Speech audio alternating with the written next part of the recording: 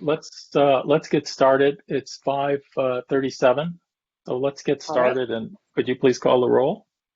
I will do so. Just 1 second.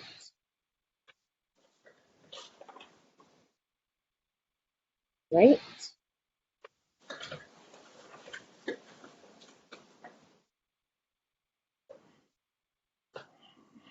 All right. I am going to begin with Chair Brown, Present. Vice Chair Centeno,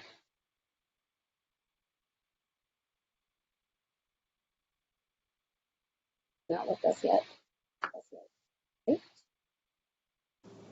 Sorry, I have to skip some people because we don't have them anymore.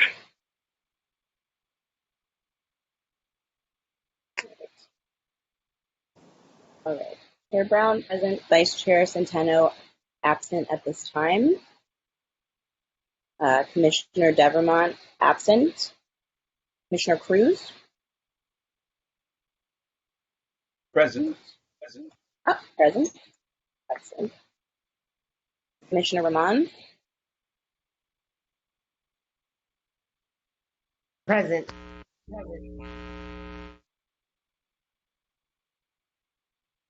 Commissioner Mota.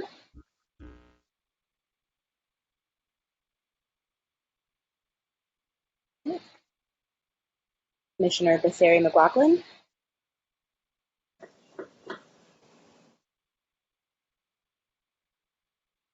Commissioner Miller.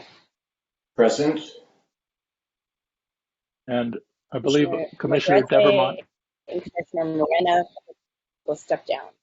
and Commissioner Devermont just joined. You may want to include him on the roll call. Commissioner Devermont. I'm here. Thank you. Great. Right. Well, good. We have a quorum. So the first item of business is, as you recall, we temporarily selected myself and Vice Chair Centeno to serve in officer positions until the beginning of the fiscal year. And now this is our first meeting of the fiscal year, and we need to do it again. So let's start with chair. Is there a nomination? Any nominations for chair? Commissioner Devermont. I nominate Commissioner Brown. Okay. I Okay. second. Any other? Okay. I Any nominate other? Commissioner Brown. Okay. Are there any other nominations for chair? Okay. Hearing none. Ms. Parson, could you call the roll, please? All right. Oh, I wait. see, Let me call on Commissioner Commissioner Miller. Miller. Commissioner Miller. And Commissioner Cruz, did you have a hand up? I did, yes. Let's go Commissioner Cruz first, because I think he was earlier. Please go ahead. Okay. So I wanted to nominate Commissioner Brown. Okay. Okay. Commissioner Miller. You're on mute, Commissioner Miller. I said I'd like to fourth, I guess, the nomination of Commissioner Brown, but I had a question, and it relates to terms. So I thought this would be an appropriate time to bring it up. The various commissioners have various terms. I was assuming that there would be maybe two different ending dates, sort of consistent with how the council operates. But I'm hearkening back to our first meeting and recalling that there were something like 4 different periods or terms. So I was wondering if maybe we could get clarification on that at this time that we're voting on officers. And does this duration of term impact the ability of impact any of the officers we're about to vote on? I'll tell you my understanding, and then we'll turn it to City Attorney Cardona. My understanding is that the officers we're electing are for a 1-year term, and that the terms that were determined at the very first meeting were selected at random so that we would have staggered terms. And at the end of a person's first term of whatever duration, the City Council may or may not reappoint them to additional terms. City So Attorney Cardona, attorney- could you please add to that? Could I just clarify my question, which is, I understand the staggering of terms, but were they staggered in 2 ways, or in 3 ways, or in 4 ways? I was unclear on that. So And how, they were yeah, staggered in 4 ways. So there are individuals having terms ending after 1 year, 2 years, 3 years, and 4 years. and that's by the city And charter. so the election of a chair and vice chair would be for 1 year. So everybody on the commission has at least 1 year this fiscal year. Right. Okay. Just one follow-up question. Is that staggering determined by charter, by the ordinance that enacted this commission? Where exactly was that determined that there would be 4 different durations of terms as opposed to 6? It's in the ordinance. It's section 2.50.080A2. Well, thank you very much. Commissioner Scott. I guess, and just to follow up on Commissioner. Uh-oh, we lost you. So that's a transitional period. So after this, people would be appointed for terms, and those terms would then, they'd overlap. Okay. Commissioner Roman. So I had a question for the city attorney. Since we've had 2 people vacate their terms, then the 2 people coming on, would they receive their length of time? Yes, Or the 2 would the people who are appointed would fill the terms that were vacated and would take whatever term they had. So the remaining the remaining 9 who may have a lesser term does not take precedence over the 2 Correct. new. The Okay. concept of the transitional periods was to put all the commissioners on rotating terms so that we have going forward rotating overlapping terms. So the people who come in will fill those terms. And as Commissioner Brown noted, for the people who have the shorter terms, there's nothing that prevents the council from reappointing you so that you would then take a longer term moving forward. Thank you. Okay. Commissioner Scott, we didn't hear your question. You got cut off. Did you? Well, I just say great minds think alike. And so Commissioner Rahman had exactly my question. Okay, good. Ms. Parson, can you call the vote, please?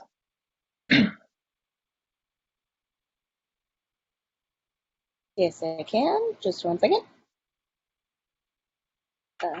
Let's start with Commissioner Miller. Brown. Are we calling vote? Yeah. Yes or no? Is that what we're doing, yes or no? Or how are we doing this?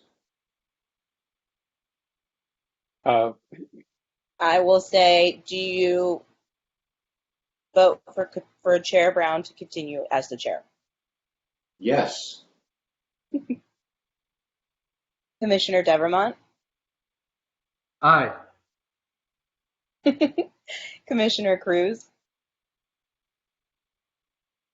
Yes. Commissioner Rahman? Yes. Commissioner Scott? Yes. And Chair Brown? Yes, and thank you, everyone. I appreciate the support, and I hope to do my best to live up to your expectations. We also need to appoint the vice chair, and so that's been Commissioner Centeno. And so is there a nomination for the vice chair to serve for the ensuing year? Ms. Scott, or Commissioner Scott.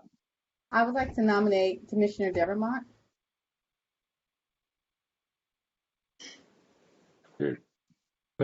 Commissioner Miller. I would like to second that nomination.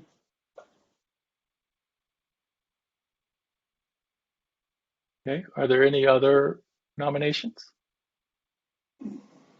Commissioner Cruz. I'd like to be the third. Support that. Okay. Any other nominations? Okay, hearing none. Ms. Parson, can you call the roll? I can. Commissioner Miller, do you support the nomination of Commissioner Devermont as vice chair? Yes. Commissioner Devermont, I'll ask you last. I'm Commissioner going to Cruz. abstain. Okay. Commissioner Cruz, do you support the nomination of Commissioner Devermont, Yes. vice chair? Okay. Commissioner Rahman, Yes. Commissioner Scott, Yes. all right, and Commissioner Devermont abstains. So congratulations, Commissioner Devermont. You are the new vice chair of the Public Safety Reform and Oversight Commission. Did you skip Commissioner Mota? Is she with us? She is on my I screen. can't see her. Oh, wonderful. Commissioner Mota?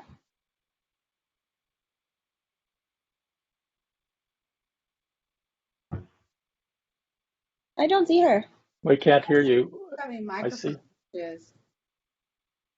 Maybe she's got a microphone issue. Okay. And for the record, I also vote yes. Congratulations, Vice Chair Devermont. Thank you kindly, Chair Brown. Thank you all. Okay.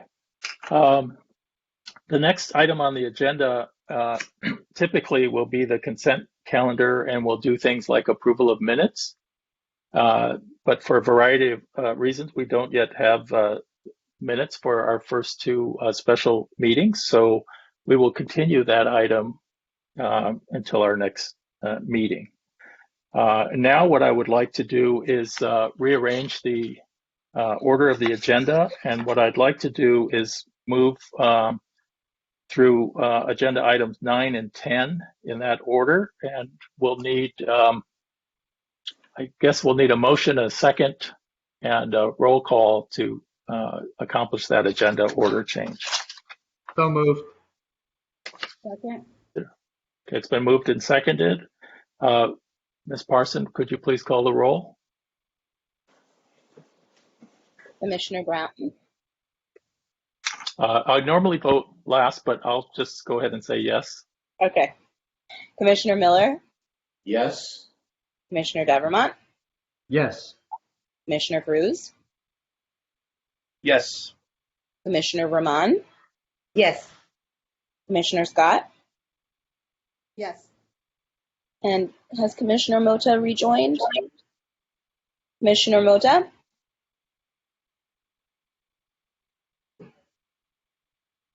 I don't see her on yet. I don't see her. I got a notification that she left the call, so I don't think she can participate now, but I'll circle Okay. back when she rejoins. Okay.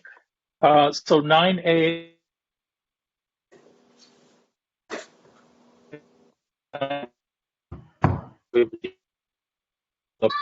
9A is to receive and consider the request from the Santa Monica Coalition for Police Reform for evaluation of Santa Monica Police Department's use of force policy and possible revisions.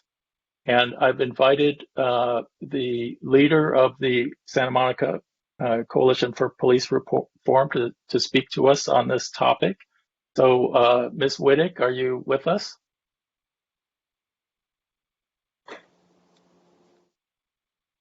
You're on mute if you are. Ms. Wittig, I'm going to turn on your video and sound. 1, 2, 3.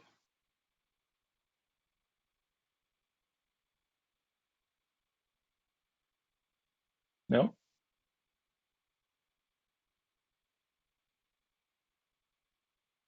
I can see she's with us, so we want to wait a minute. Yeah.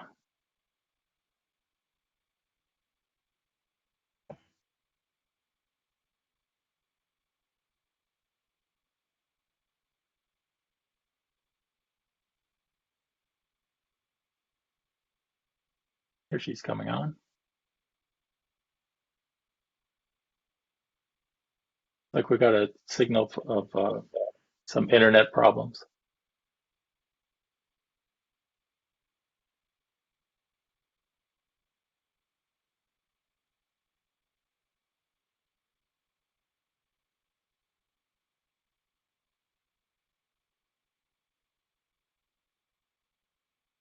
Can you hear me? I can hear you now. Oh, Thank great. you. I'm going to try to Yes. see if I can get the video on as well. Can you see Okay. me? Yes, Oh, now we great. can see you. That's Thank you great. so Uh, much for your patience. Okay. yes. Ms. Wittig, I would ask you to try to keep it under 10 minutes. I know you've given us an estimate of less than that time. So go ahead. Sure. Thank you so much. My name is Michelle Wittig, and as George said, I am the convener of the Santa Monica Coalition for Police Reform. I'm speaking to you tonight as the representative of that group, but also as a 50-year resident of Santa Monica and someone who has been active for over 3 decades in the Santa Monica Venice NAACP, serving on its executive committee. I also have 4 decades of experience teaching concepts related to the work of this commission, including prejudice reduction and procedural and distributive justice at Cal State Northridge. I want to thank Commissioner Brown for agendizing our coalition's written communication. It concerns the police policy for use of force, which has 2 components, the use of lethal force and the use of non-lethal force. Our coalition was launched in 2015 following Santa Monica Police Department's arrest of a Black Santa Monica father of 4 who was attempting to charge his electric car at a free charging station adjacent to Virginia Avenue Park on April 21st, 2015. It was near park closing time, but others who were walking in the park were not cited. 18 months later, he was awarded over $1 million in public funds by a jury, which determined that at least one of the several police officers who were involved in his arrest had violated his civil rights. The money was given in part because of anticipated loss of lifetime wages due to his injuries. Initially, the police chief had declared that the force used by the Santa Monica police officers to arrest him was within policy. In response, the NAACP branch president called a press conference at which he and several clergy members and 2 former city council members questioned the officers' use of force. Clearly, if the Black resident's treatment was both within policy and a violation of his civil rights, the policies themselves, the training, the practice, and the accountability for violating those policies are all in need of reform. Since 2015, a lot has happened. The coalition, which consists of about 12 to 14 active members, meets monthly and at the discretion of our city manager and police chief, we have enjoyed meeting with them as well 3 to 4 times a year. Our members have written letters, sent emails, and even traveled to Sacramento to lobby for the passage of new laws. On January 1st, 2020, 2 state laws reforming police use of lethal force in California went into effect. The first one is called AB 392. It amends the peace officer use of force standards and is known as the California Act to Save Lives. It comprises 2 major reforms. First, it affirmatively prescribes the circumstances under which a peace officer is authorized to use deadly force to effect an arrest, to prevent escape, or overcome resistance. Second, it mandates a more strict use of force standard for police officers, changing objectively reasonable to only when necessary to protect the sanctity of human life. The second law is SB 230. It mandates that law enforcement agencies establish policy guidelines that comply with the first law and develop training programs for officers so that they can act in accord with the law. These training programs that reflect the new standards require that officers be trained on de-escalation techniques, crisis intervention tactics, alternatives to force, as well as when deadly force can be employed. It also says that these new policies must be made accessible to the public.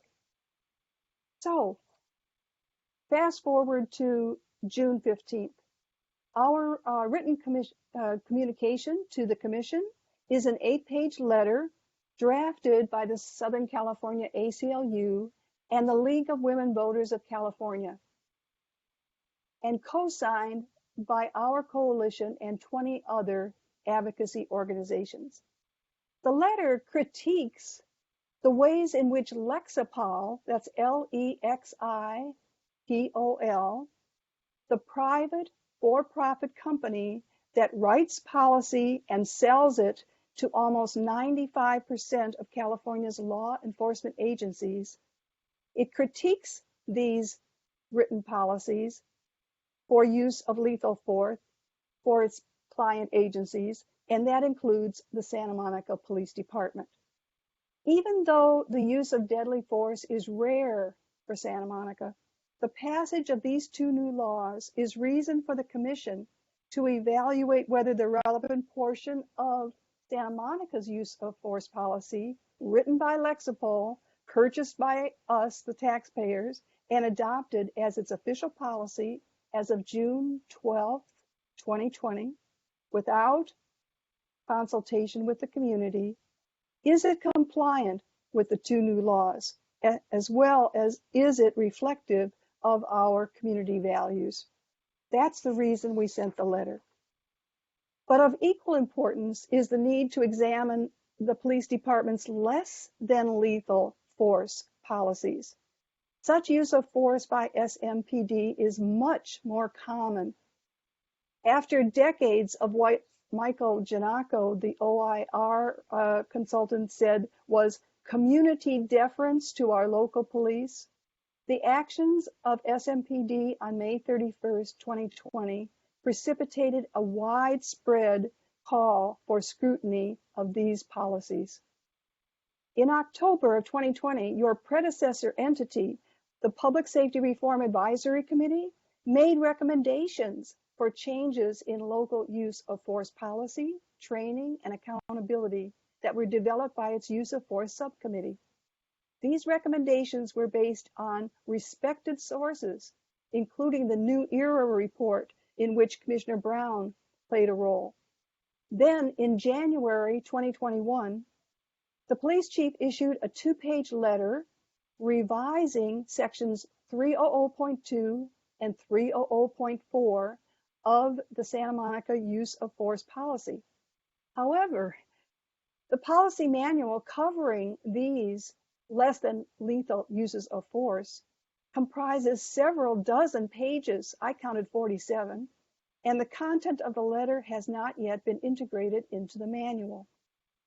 Then, in May of this year, the Office of Independent Review's report on the actions of SMPD and its mutual aid agencies a year earlier called into question SMPD's policies and training for use of less than lethal force. In brief, there's an urgent need for the community to weigh in on its police department's use of force policies, training, practices, and accountability. The coalition asks that you take the lead, convene a community discussion with local law enforcement of its use of force policies, both lethal and less than lethal, and the related training, practices, and accountability, with an eye toward their compliance with state law, as well as with the values of the Santa Monica community. There is a proposal in item 10 of your agenda today for a use of force policy working group, And I think that working group would be the worthy mechanism for initiating these evaluations. Thank you so much. Thank you, Ms. Whittick. We really appreciate and value your service to the community and your expertise and your input tonight. Thank you. Lisa, I guess I should ask whether we have any other public comments on this agenda item. I do not see any raised hands. I do see one raised hand. Okay, Andrew Nasir. Let's take that, and it's 2 minutes. 2 minutes is our standard. Yes, I just wanted to. My name is Andrew Nassatir. I'm the one of the founding members of Santa Monicans for Democracy, and I would just like to echo full support in the previous speaker's presentation. So I'd just like to go on record saying we are fully in support of that report. Thank you for your input. Okay, commissioners, we're going to talk about this in the next agenda item, but I think it's worth having at least a brief discussion here as well. Commissioner Devermont.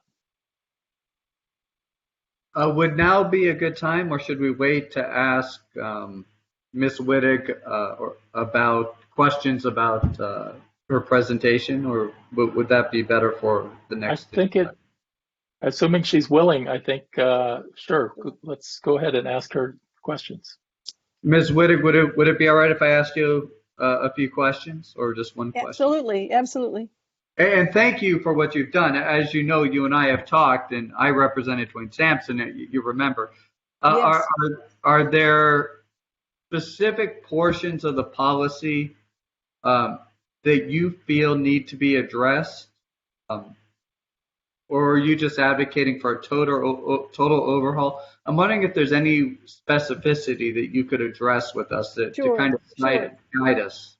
Sure. Thank you for asking that. In several sentences, the letter that you received asks that Lexipol policy be examined for its non-compliance with the wording of the state law. In several of the paragraphs of that 8-page letter, we ask that Lexipol substitute the actual words from the state law for its rewording, which we believe has watered down the policy as interpreted by Lexipol. So the nub of our complaint, if you want to call it that, is that Lexipol has interpreted the state law in such a way that police officers who use that policy to write their training materials, or who simply read the policy manual that is purchased by their police department, will not have the same degree of reform that the law itself intended for police officers to have. So it's our view that Lexipol's rewording of various parts of the policy has succeeded, so to speak, in conveying a less reform-minded interpretation of the law than we believe is compliant with the law. Now, of course, this is the ACLU Southern California. It's the League of Women Voters of California. It is not the Santa Monica community. So even though the 8-page letter is very detailed and could probably make a linguist's head spin, what we're really wanting here is the Santa Monica community to be engaged now with the Lexipol version of the policy and express its view as to whether that version, which our police officers are being trained under, is in fact what our community values. We can always make a higher standard. We can't make a lower standard. I would start with seeing whether Lexipol complies with the law and then engage the community and find out, does the community want our police department to be trained using the interpretation of Lexipol, or do we want to examine it for whether or not it actually does comply with the law? I hope that helps. And you're referring to, if I may follow up. Yeah. Thank you. Deputy Chief Jacob, you'll be next. Yes, please, Commissioner Devermont. And you're referring to the June 17th materials that were provided, correct? That's right. That's right. Okay. Yes. I've read it. So is it yes, then me too. Thank you. I read it, and thank you for providing it. Is it then your impression that the current policy seeks to circumvent or undermine the law? No, because not necessarily, because the letter that was written for Lexipol's policy. The policy that Santa Monica Police Department has distributed on its website is Lexipol's policy. Right. However, the chief did write a 2-page letter on January 12th, 2021, which seeks to reform the reform, so to speak. And what we don't know at this point is, how does that 2-page letter affect the 40 or so pages of policy manual Lexipol wrote? So I'm going to give the chief the benefit of the doubt. She wrote a 2-page letter, and she claims that this 2-page letter is better than what Lexipol wrote. And my wish is that this commission would engage itself and the community in an evaluation of whether that 2-page letter really does the job. So thank you, Ms. Whittick. Thank you. Thank you. Deputy Chief Jacob, thank you for joining us. We appreciate it. Please comment as you wish. So, no, absolutely. And thank you, Michelle. Good to see you. So 2 things I want to on Lexipol. Yes, they do a template. Your sound is coming in and out a little bit. How about now? Yeah, that's perfect. Then, okay. So Lexipol does provide templates based on case law, but it's up to each individual department to write its policy and to change that in the Lexipol. So just because Lexipol says something, we can change our policy to be stricter, looser, specific to Santa Monica. So Lexipol is not clearly just, people don't just follow Lexipol. I guess there may be some agency does, but not the Santa Monica Police Department. What Michelle is talking about, the initial use of force policy that you saw on our website was an old use of force policy. Since then, AB 392 is what the chief referred to, which has been revised, which is in that letter, which is put out to all our officers. Since then, there's been more changes. So there's been proportionality that's been added to our use of force policy. So there's another revision. We've been working with the city attorney's office, and part of our OIR response addresses our use of force policy and making sure that we come to the to this committee to talk about our use of force policy and what that looks like. And I think that you will see that our policy actually is very close to that of the ACLU's policy that they've put out in different areas. Thank you. I think Commissioner Miller and then Commissioner Devermont. Yeah, did Vice Chair Devermont want to follow up? And then I'd be happy to go after the Vice Chair. The order doesn't matter to me. Okay. Then I'll just say to Deputy Chief Jacobs, I appreciate your encyclopedic knowledge of policy, and it is good to have such authoritative knowledge present at our commission hearings. One factor that I think you know, and that I think we'll discuss in greater detail at a future commission meeting, is the issue of accountability and accountability to policies that do exist, so that commissioners and the council and the public, can have greater confidence than what we've witnessed a year or so ago. That policy on the books will actually be adhered to. But the question I wanted to pose was to Ms. Whittick, and first just to say, as some of the other commissioners have mentioned, I sure appreciate your service to the community. And I think you were referencing an incident involving a Mr. Justin Palmer in your comments, and I just wanted to make sure I understood a point that I think you were making. Did I understand correctly that SMPD found that the officer behavior relative to Mr. Palmer was within policy, but that some federal authority, and I didn't quite catch which authority that was that judicial or was that the Justice Department, determined that it was a violation of civil rights, the conduct that Mr. Palmer received? Yes, I think it's important and fair to underline the fact that the chief's initial judgment was that the officers had acted within policy. But 18 months later, when Mr. Palmer filed a civil rights violation case against the city, he won his case by a jury and was awarded that amount of money because the jury found that at least one of the officers had indeed violated his civil rights. So I'm guessing that any reasonable person would then say we need to examine that policy and make sure that it doesn't allow officers to be misled to believe that if they follow this policy, they will not be violating someone's civil rights.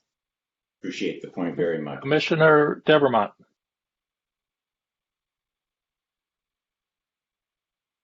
You're on mute. Thank you. My questions are for Deputy Chief Jacob. Chief Jacob, do you mind if I ask you a few questions? Please, sir. Okay. So I believe, and maybe I misheard you, but you said that since AB 392, there have been changes to the use of force policy at Santa Monica, and those changes are ongoing. Did I hear you correctly? Yes? Okay, good. My question is, have officers, not just new officers, but old officers that were in place prior to the changes, has there been training to update them on the changes? More than just, here's a memo with the new changes, but actual training. Yeah, actually, Post required that we have actual specific 392 training, and before COVID hit, we had about 75% of our department through that particular training. Very briefly, if you could just tell me, what was that? What was the composition of that training? Very briefly. Right. So the training. So obviously, I mean, without getting into legal for everyone else, obviously you get it. When we're talking about Graham versus Connor, we're talking about the constitutional minimum, those things that we do. So the change that happened, as Michelle talked about, that there was a change in the use of force, meaning it had to be, it wasn't objectively reasonable, but it had to be necessary and to the officer to do it. So now the use of force standard is that it has to be proportional to the particular crime or the action that's happening. That was a government code that was added. They also added, I'm trying to think now. I was trying to plug in my computer and got fumbled. It also has to be from the officer's eyes, obviously, but it's a language change. It's still the same thing, but it's really an emphasis on and if you've read 392 or now 835 of the Penal Code, there's a really big emphasis on what deadly force is, what deadly force is not, and it takes away some of the reasonings. Officers cannot fear alone in itself is not a reason to apply deadly force. There has to be objectively reasonable. There has to be a standard in place for that to happen. And so it's giving officers scenarios with that. It's running them through the possible the differences between the laws, and then we're going to have to do it again. I think this year, our use of force policy is We've revised it 3 times, if I'm not mistaken, George. We've met, and we're doing it again with this latest incident with the OIR. So we'll be presenting that to you guys here pretty soon. So maybe Mike. Wait, I'm gonna move us along because this agenda item is not for us to work through the use of force policy. I just want to say this. Again, I want to thank Ms. Wittig. I think this is obviously a really important area for the commission to spend time on and attention. My own view is that what's been missing in the process is community involvement in a careful kind of review and understanding of the policy and policy changes. And I look forward to us, hopefully in our next agenda item and then going forward, being able to spend the time to go through and make sure that the commission understands what the policy is, that we get information on best practices, that the community knows what the policies are, and that officers can easily understand them and be appropriately trained on them. So with that, if there's any other kind of either general comments or any quick specific questions for Ms. Wittig, I'll take those from anyone that hasn't spoken yet. And seeing none, I'm going to move us to the next agenda item. Thank you, Ms. Wittig. All right. We're going to move to agenda item 10. And 10A is to discuss and adopt a proposed commission work plan for the fiscal year ending June 30, 2022. And I'll just say a few words at the outset. One is that I think there are really kind of 2 types of things we have to talk about. I propose 6 categories of work effort that the commission should pay attention to. And the questions are really, are these the right categories? So for example, is there something else left out, or is there something we shouldn't be doing that's on the list? And then the 2 is how would you suggest we go about it? And I provided in the preamble kind of some ideas on different ways we can approach it. It's a fairly ambitious undertaking, and so I think we have to be pragmatic about how do we organize ourselves to move forward on this. So let me start by just going through the 6 categories, and then I really would like to hear from each of the commissioners your views on these 2 things.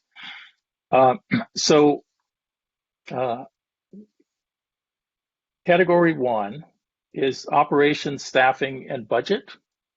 And there, I think it's just apparent that we need to develop kind of a deep understanding of the department, how it works, how many officers there are, how they're deployed, what the strategy is for various types of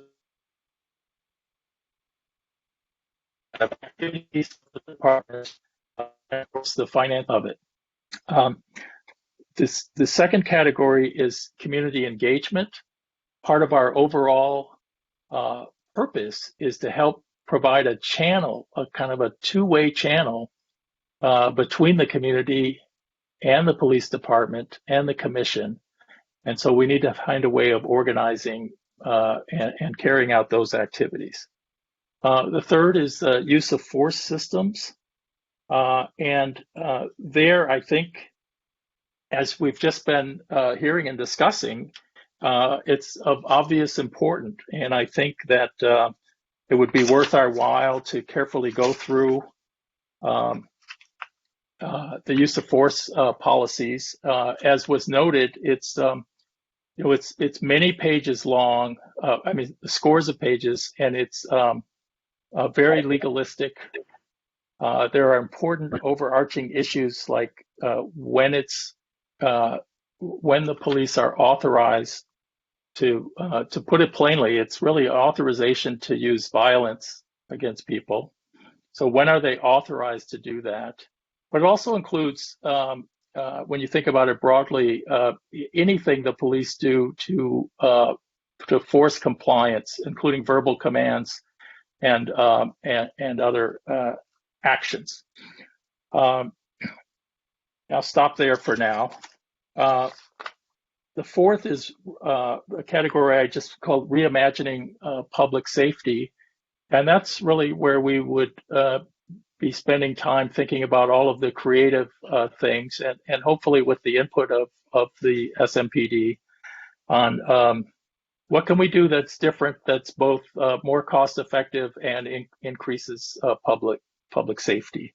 And there I would include things like the recommendations from the prior committee, including alternative dispatch and additional mental health workers and that sort of thing, and including what's been on the agenda a couple times already, and that is some attention to the role of the SMPD in the homeless challenges, or the challenges of the unhoused. We heard during our prior committee work, I may have this wrong, but it may be that 30% of the department's calls, at least during some periods of time, have related to dealing with the unhoused population. And if that's close to accurate, I think it'd be worth our while to spend some time understanding what we could do better or different. And then I got this category we called accountability systems, and I'm using the term systems because it's not just a policy, but it's the whole kind of set of activities around trying to achieve accountability. And there we would fold in the work that's already underway by the ad hoc committee on complaints and investigations and discipline. And then the final category was, I called it protests and crowd management systems. And there we would fold in the work of the OIR ad hoc committee, in addition to thinking about the overarching policies in this area. I did have a conversation with someone about whether OIR follow-up is a subset of protests and crowd management, or whether crowd management and protests is a subset of the OIR follow-up. So that's remains to be determined.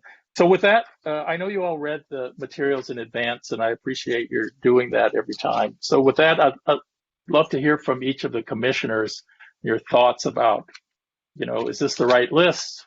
Should there be something else on the list? And how would you approach actually getting the work done? How would you organize this? Commissioner or Vice Chair Devermont. Oh, that's right. Yeah. So I can speak as for me in the ad hoc committee. My focus primarily, and I'm happy to lend myself to other groups as well, would be on the accountability section, which seems to be expanding from what was originally thought to encompass things that occur also within the courtroom as well, with the relation of Brady information. So I think that's where my focus would be. I think it's a good statement of what our goals should be, and I guess that's all I have to say about that.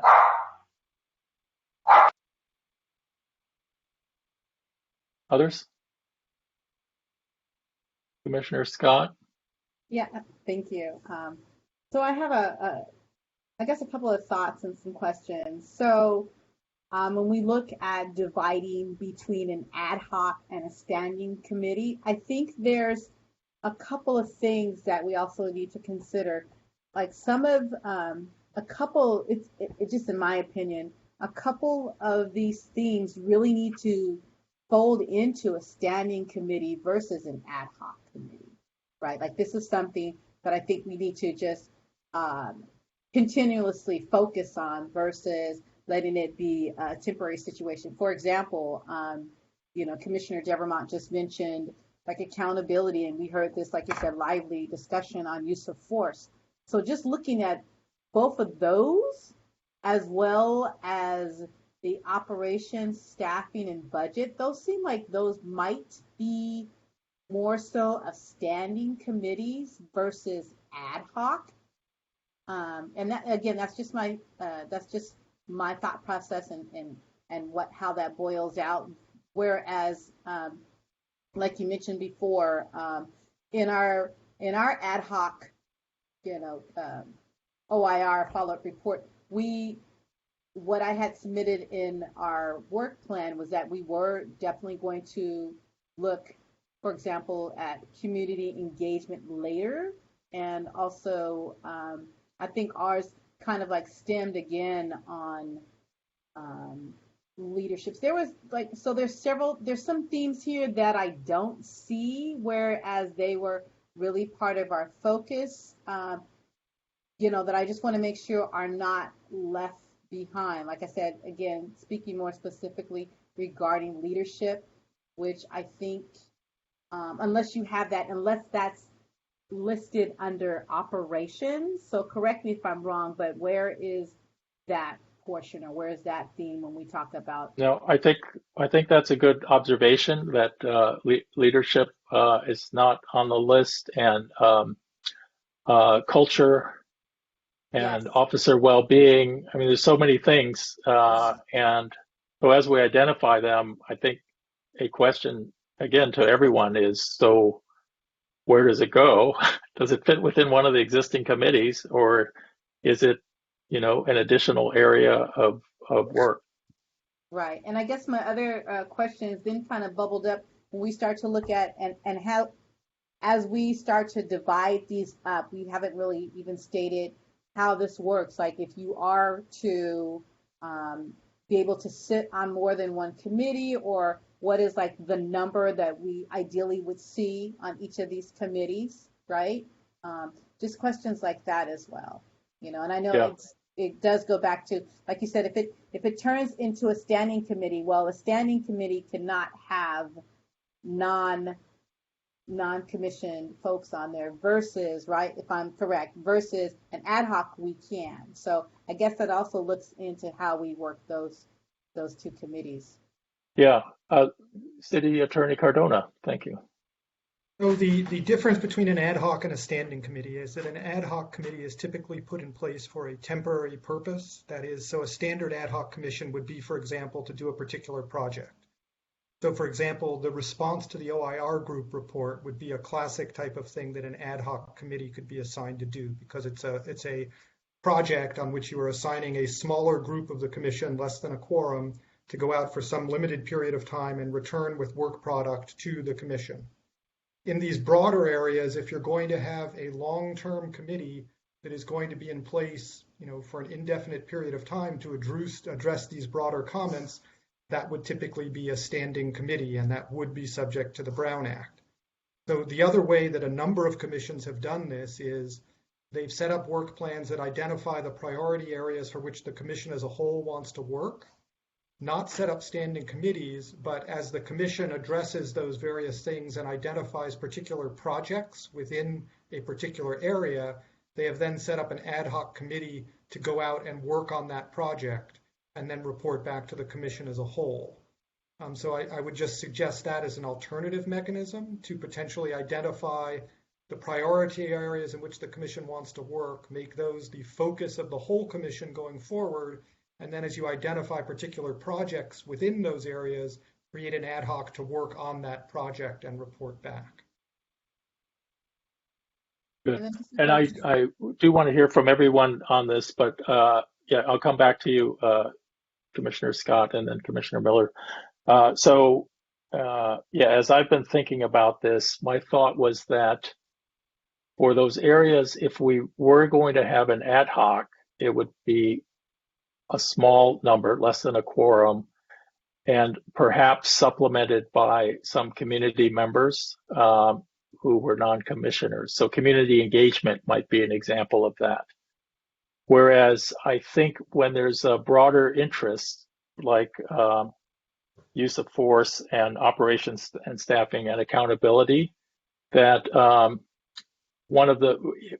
the fact is they probably should be standing committees. And one of the benefits of those would be we could have a large number of commissioners on them, but the meetings would be scheduled separately for those commissioners who aren't sure about how much time commitment they have to attend regular meetings, we could have those committee meetings on sort of separate tracks, and that might be some benefit to having the standing committee.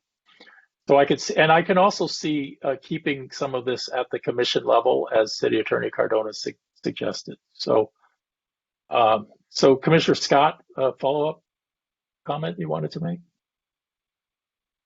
I guess I just wanted to. I have a clarifying question, and again, like you said, and it's also based on everyone's bandwidth. But what is the quote-unquote limited amount of committees you can participate? Are we saying, okay, so only quote-unquote, even if you have the time, only sign up for like 2?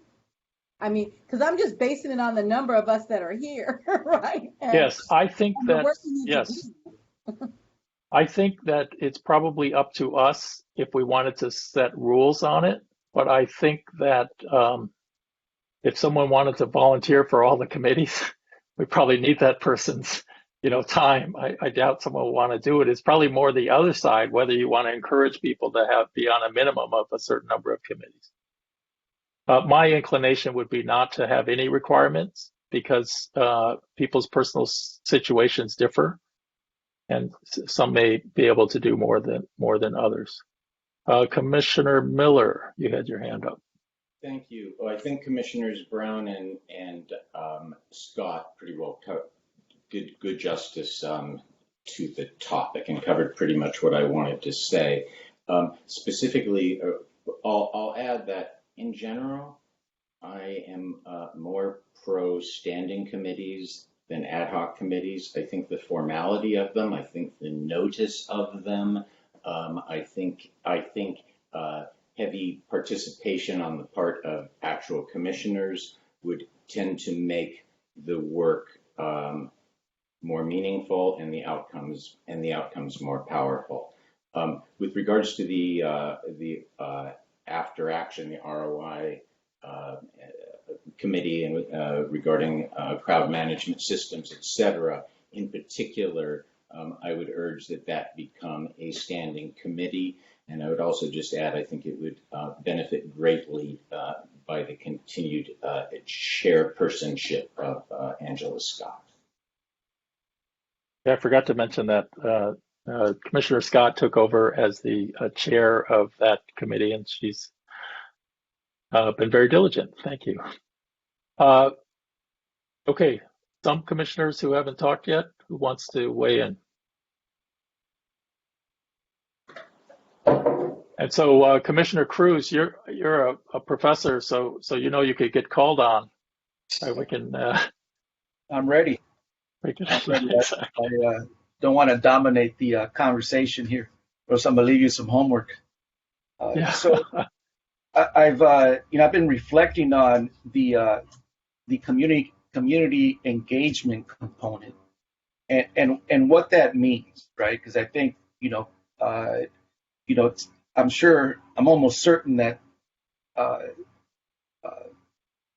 my applicable definition is going to differ from many of you all.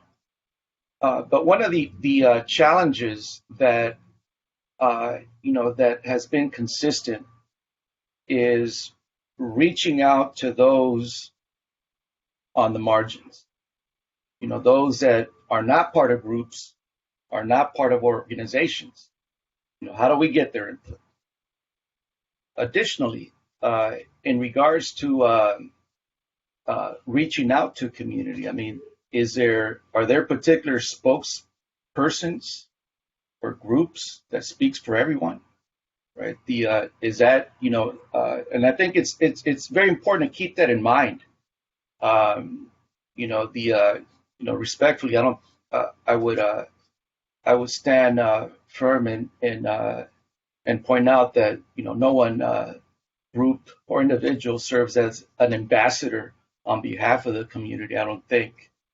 And in short, in regards to even having individuals that want to give input to some of the some of the agenda items or some of the things that we discuss, right? I think it's important to find alternate ways of doing that. One of the things that also stands out is in relations to translation, right? In terms of reaching out to the Spanish-speaking community, specifically those that have been or are apprehensive in terms of having any affiliation with law enforcement, and peeling another layer off that, those that potentially may be undocumented, right? So they're part of the community too. And so, how do we create as many limbs as possible? So metaphorically, I look at it as as an octopus, right? Octopus has all these limbs, right? So it's important to identify them and also to be creative, right? And not simply take shortcuts to email a group organization. I mean, that's fairly easy. Yes. What about those that are not part of the process? I can continue if you like. Yeah. Well, Thank you. I mean, this is great input, and it shows the challenge we have. One thought I had is that we should get others to in this effort, not just have the commission have the entire burden of doing the community outreach and engagement, but other parts of the city can help help us in the effort to reach folks. And then we have in addition to everything you said, I think one of the things we need to do is we need to get out and find the people so we can get the input, and then it has to reach the commissioners so that we can be responsive and take it into consideration in the various things we're trying to figure out and grapple with. Thank you for those comments. We haven't heard from Commissioner Rahman and Commissioner Mota, if she's back on. Commissioner Rahman, some thoughts? Well, I'm good. We've, as we've been working with Chair Scott, Commissioner Miller, on the items that we've been working on, and it touches on a lot of this community engagement, officer well-being. I think I would like to see us have more of an understanding of our Santa Monica Police Department. I don't think that we have, I would like to have more of a dialogue to see their purview and to engage with them moving forward, so that we could better do our work.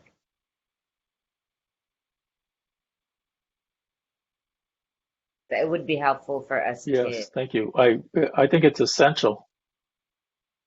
Thank you. So that's Yes, I agree. a lot of this, community engagement, use of force systems, reimagining public safety. What public safety means to each one of us on this commission is different, given the nature of where we live, which part we live at, and or where we work, or who we deal with. So in accountability systems, absolutely, how you hold each person accountable is very dependent on their roles and their execution of those roles. Yes, thank you. So I think in the end, as I've said, it for the who then is ultimately accountable. I think that's the only thing that I would like to understand and know. Thank you. Commissioner Scott, you had additional comments, and then we should also get public input if there is any.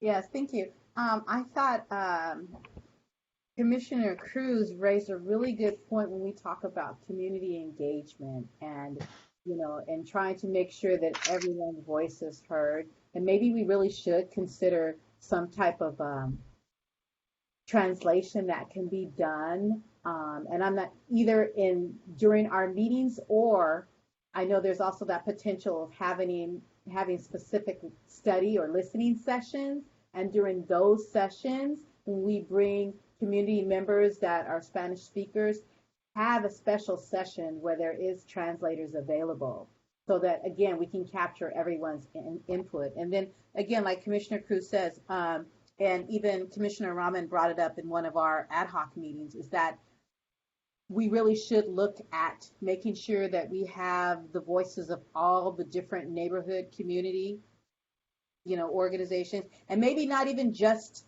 their quote unquote leadership, but everybody out of them. So we have to really be intentional and look at how that happens. But I think it definitely should happen in a listening session kind of way, because that's the only way that we're able, and it's twofold. It's not only is that geared toward community engagement, but at the same time too, I think the same members could also speak towards reimagining public safety, like what that means to them. So again, as we start to look at these study sessions that are occurring, I think we really need to look at it from that point of view. And if we're having these special sessions, then we'll have maybe two different ones where, not only are they sharing about just what community engagement is, but also what reimagining public safety is. But we really do need to make sure that, when we look at these different verticals, that everyone's voice is being heard. And maybe it's even to a point of, like you said, when we have these special ad hoc committees, and I saw your schedule, but maybe on the days that they're reporting, if it's quote unquote considered two different study sessions where there might not be a lot of participation, maybe they can take place on the same day, just for time constraints. I'm just throwing out ideas. Yeah. That's another intentional way of looking at how we could approach it. Yeah, great. Yes, Ms. Parson. Hi, just wanted to let all of the commissioners know one of the things I've been doing other than this is working on a request from council to really scale up the availability of interpretation and translation services. We have done that, and so if you have any meetings where you would like to arrange for interpretation and translation, that is available.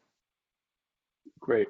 I also, Commissioner Scott, in response to your thoughts, my thought about the community engagement work group or committee or whatever it is that it overlaps with everything, and it's the mechanism for us.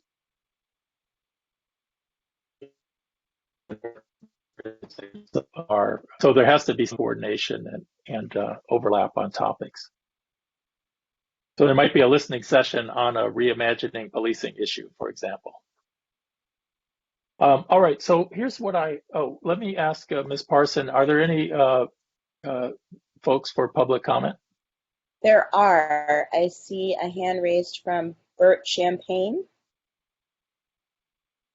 Bert, if you're prepared to speak. Hi, I agree with what Commissioner Scott just said about reaching out to all of the community. I also want us not only to our Latin community and Spanish speaking community, but we also need to reach out to our Asian community. And we also need to make sure we reach out to our seniors, because there's a lot of seniors that don't have access to computers and don't really, get what we're talking about. But I think if we have people that go out to the community, they'll be more active in what we're seeking right now. Thank you. Thank you. Are there any others, Ms. Parson? No. Okay, here's what I'd like to suggest. I think if we could separate the content of the work from the organization of the committees, I'd like to entertain a motion to adopt the proposed work plan categories. And what I mean by that is not the preamble and the narrative leading up to the work plan, but the outline of the work plan categories that was in the agenda pack. And then we move to the next agenda item and figure out what we're going to do about committees. Commissioner Miller? You're on mute. Apologies. So moved. You asked for a motion. Yes. Is there a second? Second. There's a second. Somebody was muted. Commissioner Rahman got the second. Ms. Parsons, please call the roll. Right. Commissioner Miller made the motion. Commissioner Rahman seconded the motion. Commissioner Devermont? Aye. Commissioner Cruz?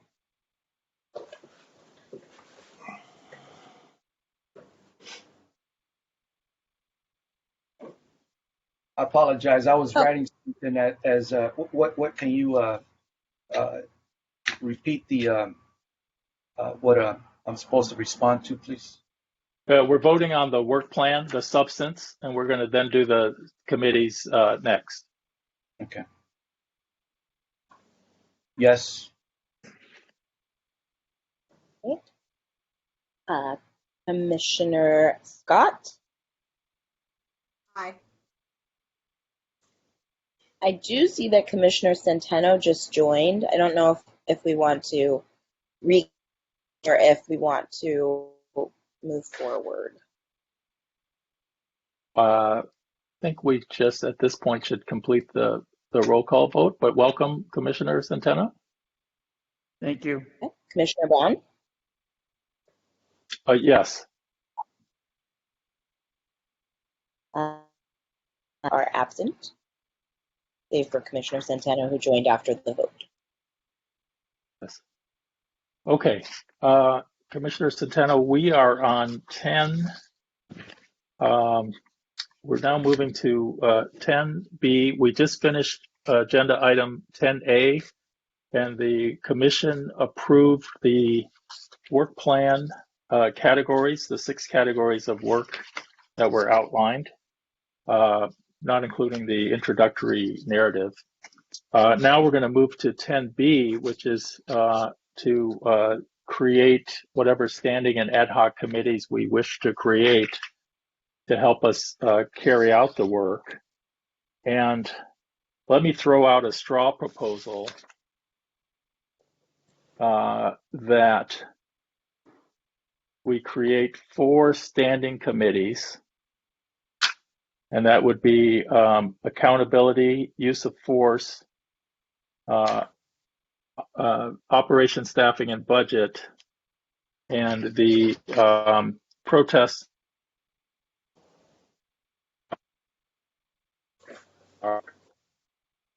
committees, and that we have it as an ad hoc committee. And then I'll throw open for discussion the reimagining public safety, how we do that. I just throw that out for discussion. I'm open to lots of variations on this. So Commissioner Scott. Yeah, your mic kind of went out, so I missed the 4th thing that you said. I think that's what everybody raised their hand for. Oh, I'm sorry. I was proposing four standing committees, 1 ad hoc, and 1 to be discussed. And the ad hoc would be community engagement.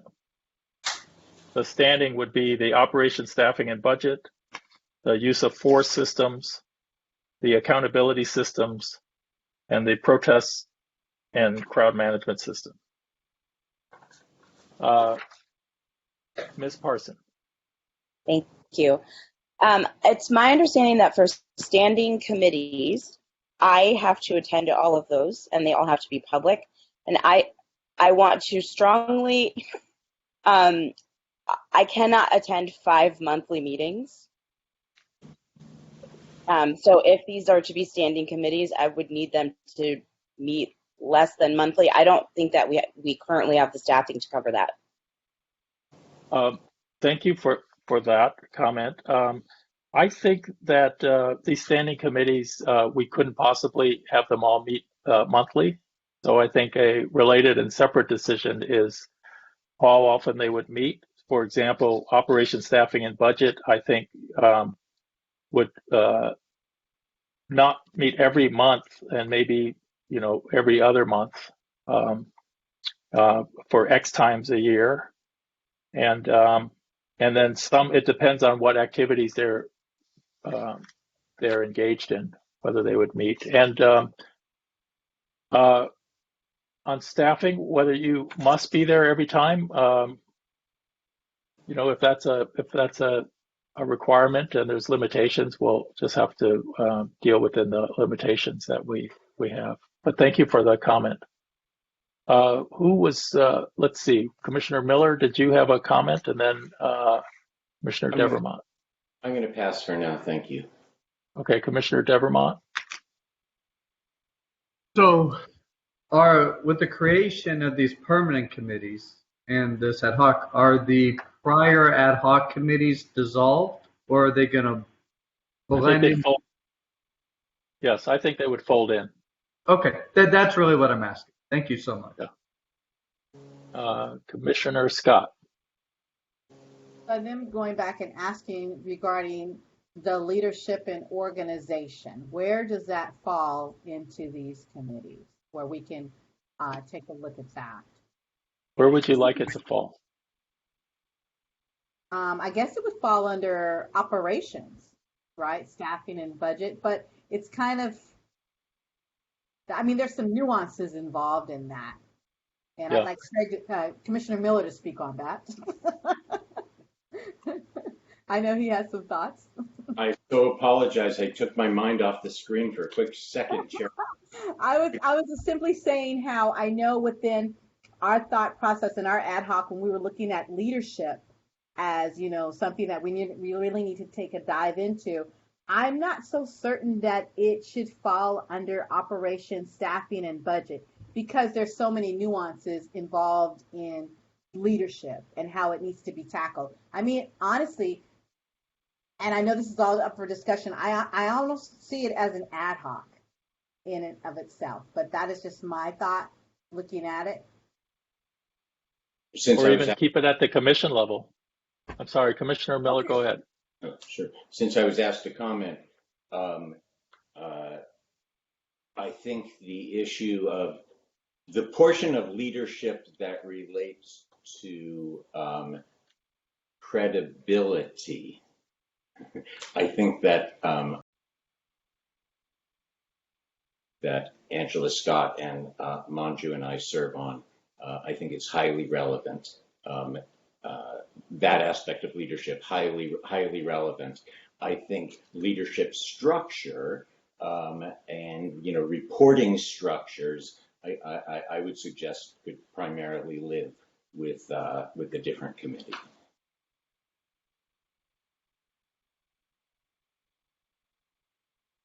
Chairman. Commissioner Scott. Yes, so thank you for bringing that up, Commissioner Miller. When we look at the structure of what Commissioner Miller just mentioned as far as, I would say, accountability, I think that's where that should go. We talk about the structure and accountability and how the emergency response, how all of those different nuances, it seems like that would fall under accountability, as does our focus when we wanted to look at the false narrative. I think that also folds into accountability. So I think we can better address it under that. Yeah, and yes, I also believe, I agree with you. I also think we don't have to make any final decisions on that particular topic.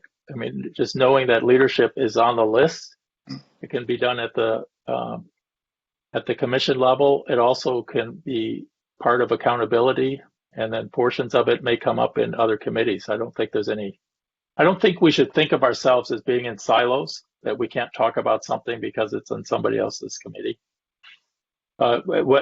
Just a reminder, with the standing committees, we do have to have public notice and an agenda. So that's what controls what gets discussed at the standing committee.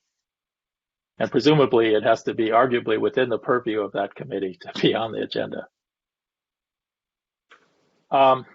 Okay, other thoughts on the suggested organization of the committees? Commissioner Cruz.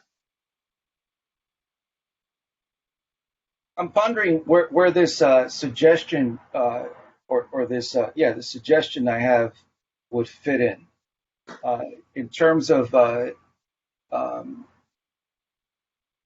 acquiring the scholarship in order to support certain certain ideas or certain things that the commission would like to move forward with. So I'm reflecting on, for example, City Attorney George Gascon, and he's gotten a lot of flack from folk. And one of the things that people forget was that prior to being elected, he informed everybody what he was going to do, right? Not as if he hit it and then a surprise. And one of the things that he underscores is that the reforms that he's proposing, studies show that, this is why I'm moving forward with this or changing this, altering this. Yes. Studies are important, and they give us, it gives an individual more credibility. Yes. And also with respects to language too. Say for example, this phrase, defunding the police. I've asked people, what do you think that means, right? And so, people don't have a clear understanding or an understanding at all of what that really means in terms of defunding the police, right? Reallocating resources elsewhere, right?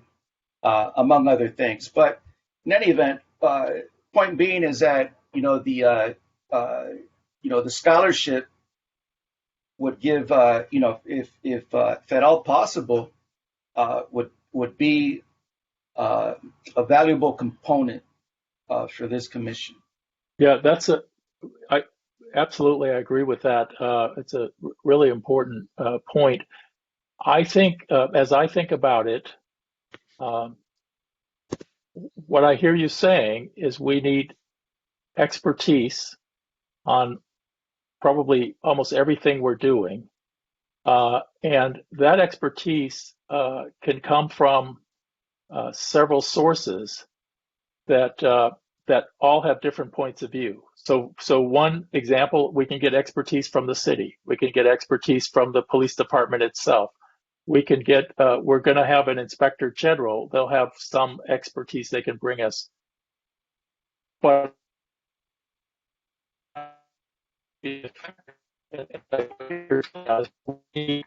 more than the ability to find people who are issues.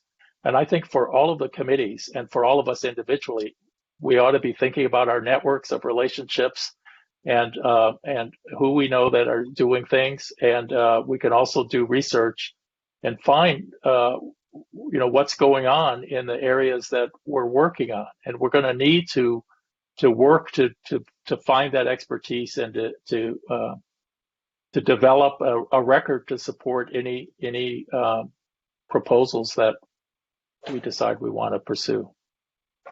Thanks for adding that. If I may, yes. That's not what I was pointing to. Rather, okay. I'll give you a quick example. I'm going to go through my library here. So, for instance, the communities of color have a long history with respects to distrusting law enforcement, right? And so there's a historian by the name of Edward Escobar, wrote a book, Race Police and the Making of a Public Identity. And so, you have primary documents that, he combs over, and he takes you back to the origins of, the LAPD, because this book actually centers around the Los Angeles Police Department. So I'm not referring to, bringing in experts, from other places, but rather the experts or individuals that study, say, for instance, criminology or, crime and things of that nature, right? So I say all that because, I come across, I read a lot of it, and I know the importance of it, right?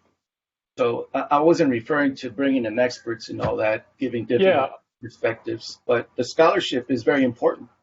Yeah, yes, I agree with you 100%, and sorry if I distorted it, but how would you perceive us using? I absolutely can see the value of having these resources and this information. How would you perceive us obtaining that knowledge? Would we have a study session and invite someone to come and speak to us, or how would you think we could go about it? Sure. So I want to shoulder people with extra homework. However, say for instance on the topic of community police engagement, right? We can acquire publications that center around that in regards to studies that have been done here in Los Angeles. Yes. I mean, a prominent author is the likes of Joan Moore, who she's one of the leading scholars in these types of themes. So not necessarily reading a whole book, but there's publications that can be circulated, right? But that's what I was saying earlier. I'm not sure how to I got to study it a little bit more how it would fit in accordingly. So that's sort of an idea that I'm teasing out. Okay. This sounds terrific, and I think one thought I'm having is as you identify those materials, get it to somebody like Lisa or myself, and we'll get it circulated to the other commissioners. And the same is true for all the other commissioners, to the extent you all find scholarship and material that we would all benefit from reading. We all have to do a lot of homework to build our expertise over time. I'm going to call on Commissioner Centeno, who's had his hand up for a while, and then Commissioner Scott. I apologize for coming in late in this conversation, and I feel a little bit lost. But with regard to District Attorney Gascon and the things that he has instituted in the County of Los Angeles, I have a great deal of concern over it, and the resulting crime increases that have occurred throughout the county here now, and in the past, what has resulted in San Francisco, and then you look across the country as to what's going on with increasing crime rates because of lax enforcement going on by the different policies or the different departments, and the fear of officers taking action because of possible retribution, lawsuits, criminal prosecutions, things of that nature. And it really becomes an emboldening attribute for opportunistic criminals to really take advantage of the weak and the communities out there. And I know that police officers really do their best to enforce the law, justly and equally across the board.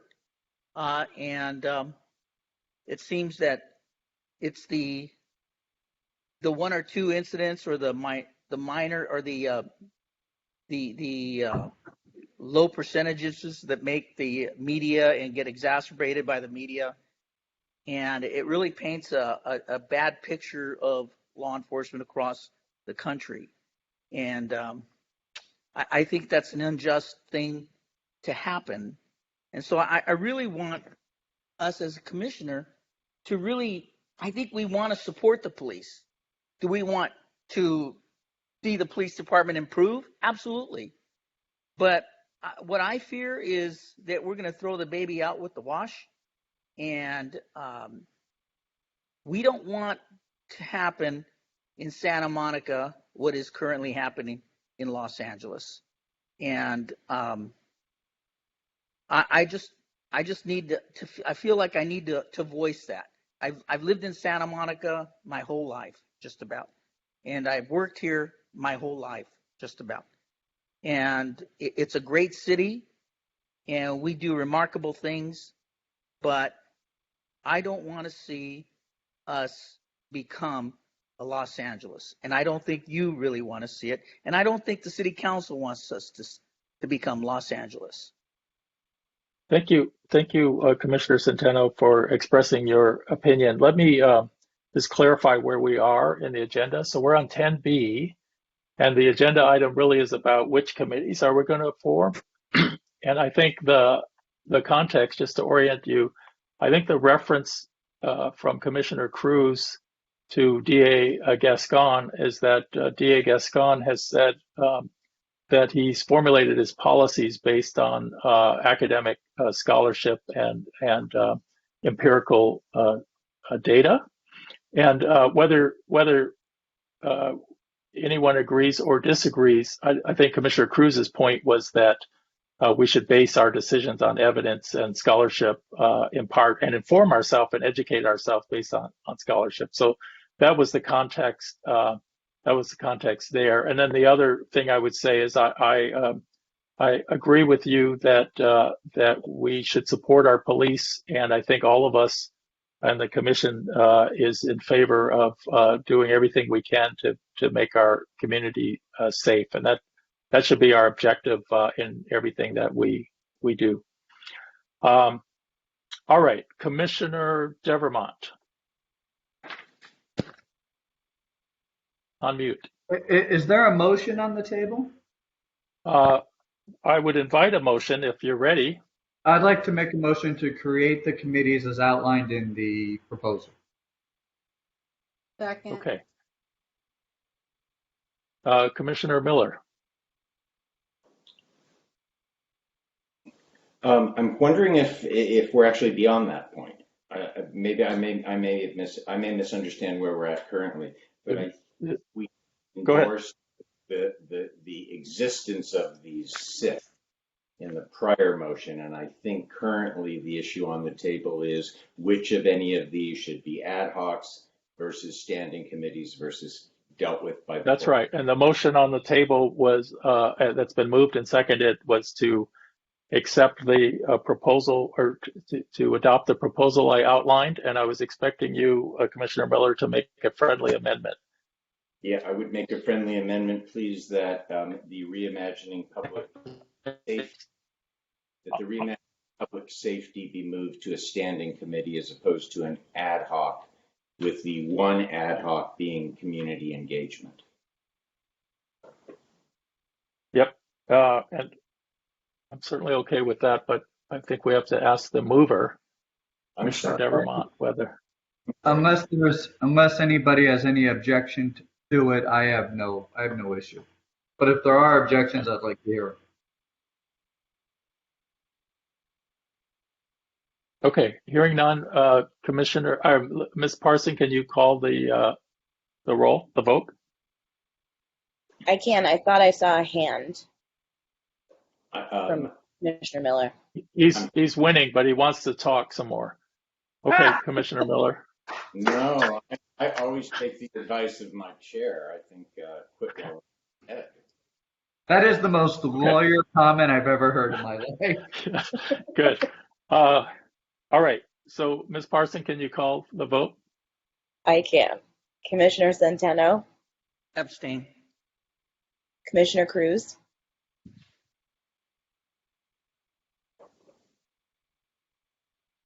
Yes. Commissioner Devermont, Aye. Commissioner Miller, Yes. Commissioner Rahman, Yes. Commissioner Scott, Yes. and Chair Brown. Yes. Okay, the motion passes. Now we should populate these committees to the extent we can. And I'm going to call on you all in a second, but I guess I would be inclined to say that the people who are on the two existing committees should stay on, and we should see what would happen if we took volunteers for the other committees, and then see where we're at with that. And so with that, Commissioner Miller and then Commissioner Devermont. I would like to volunteer to chair the Reimagining Public Safety Committee.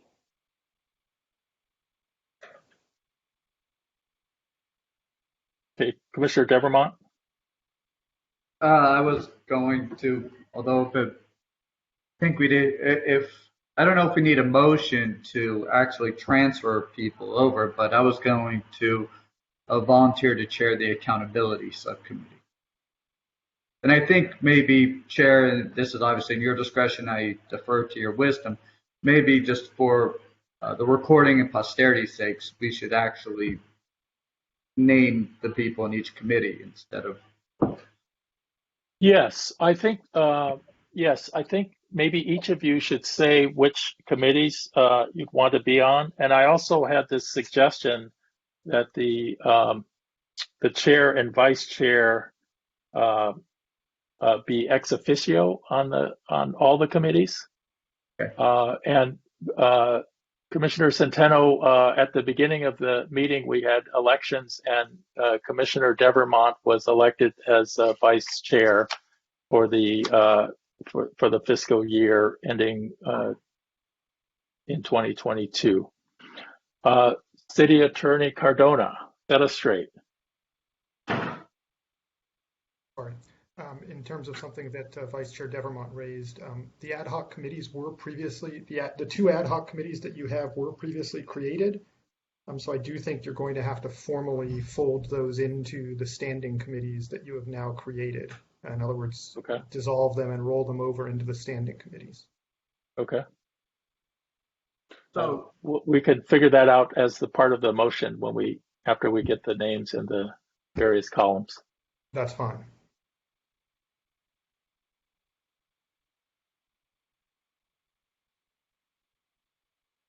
All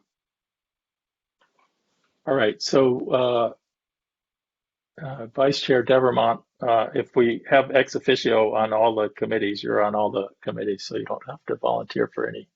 I can't anymore. wait. I can't wait. Yes. Commissioner Rahman, which committees would you like to be on? And I should say, if you I don't think you all should feel compelled to sign up for any minimum number of committees, and we'll just see where we are at the end of the process. Chair Brown, I only heard half of what you said. I'm sorry. Can you guys hear me now? Yes. Okay. I was saying that I don't think any of you commissioners should feel obliged to sign up for any minimum number of committees. I think this should be entirely volunteer. And if we, come up short, we'll deal with that as needed. So the question for you, Commissioner Rahman, is which of these committees would you like to be on? I would like to be on the community committee. and Okay. and the accountability committee, and whatever else that I can contribute to. Okay. And are you going to stay on the one you're on Yes, as it gets converted? Yes. Okay. yes, I am. Okay. Commissioner Cruz, which of these committees would you like to be on?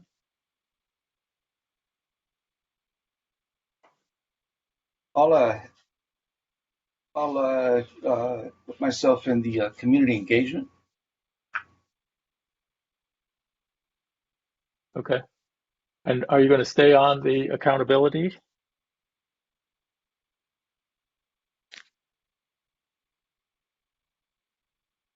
I can. You may be on. Okay.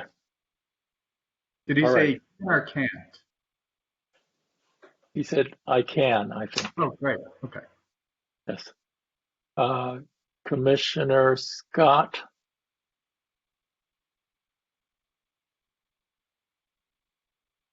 You're on mute. Yeah.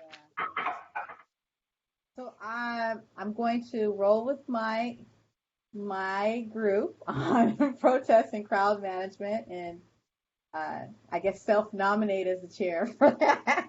And then this is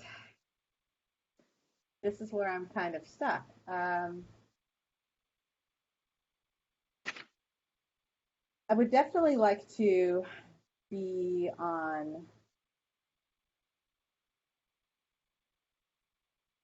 I don't want to overcommit and underdeliver. That's where I'm at. I'm definitely interested in community engagement. However, I'm fairly confident that both Commissioner Rahman and Cruz will just roll with that and be wonderful in it. So I will move over with Commissioner Miller on reimagining public safety. Okay. Commissioner Miller, did you go already, or? I would like. I have one more question though. I'm sorry. Okay. Having said that, at any point, so if we decide just based on our bandwidth that, hey, we have time to be on another committee, can we do that? Or does that has to be? Yes, I think, I think so. I mean, the commission will have to approve it, but I think, it's unlikely that people are going to turn down help. Right, but we would have to wait to another meeting to have that agreed upon, right? Is that how you said the commission? Formally, but for standing committees, anybody can show up at any meeting. For ad hoc committees, you just want to make sure that we don't blow the Brown Act by having too many commissioners there. Chair Brown, may I be heard? After Commissioner Miller. Okay, thank you.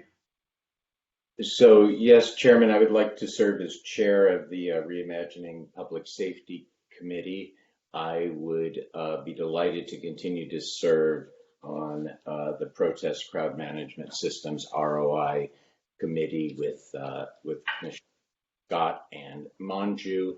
And I'll just say I'm available to serve on a third committee if I can be useful. So I'm sort of making an open-ended volunteerism to a third committee that may need me at some date.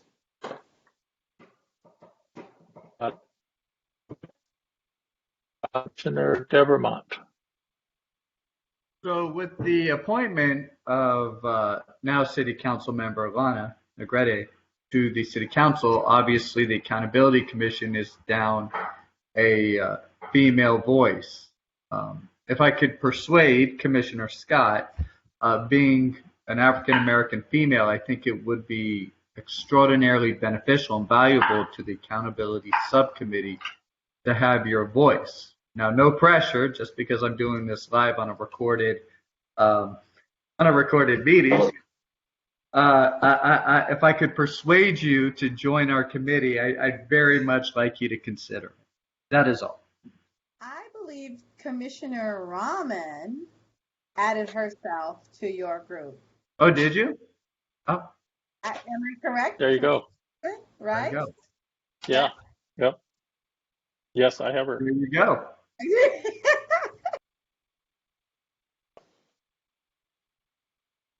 Uh, I will show up at. Commissioner Centeno, which committees would you like to participate in?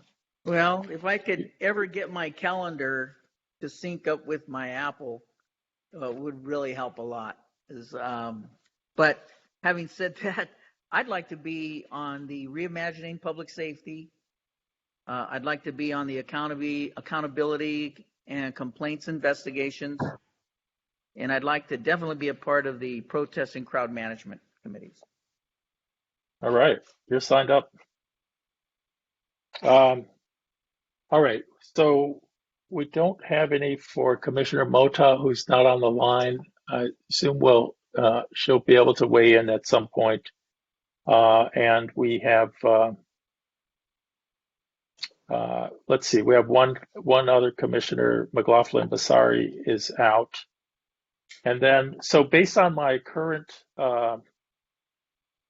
chart, we've got no one in particular on operations and no one in particular on use of force.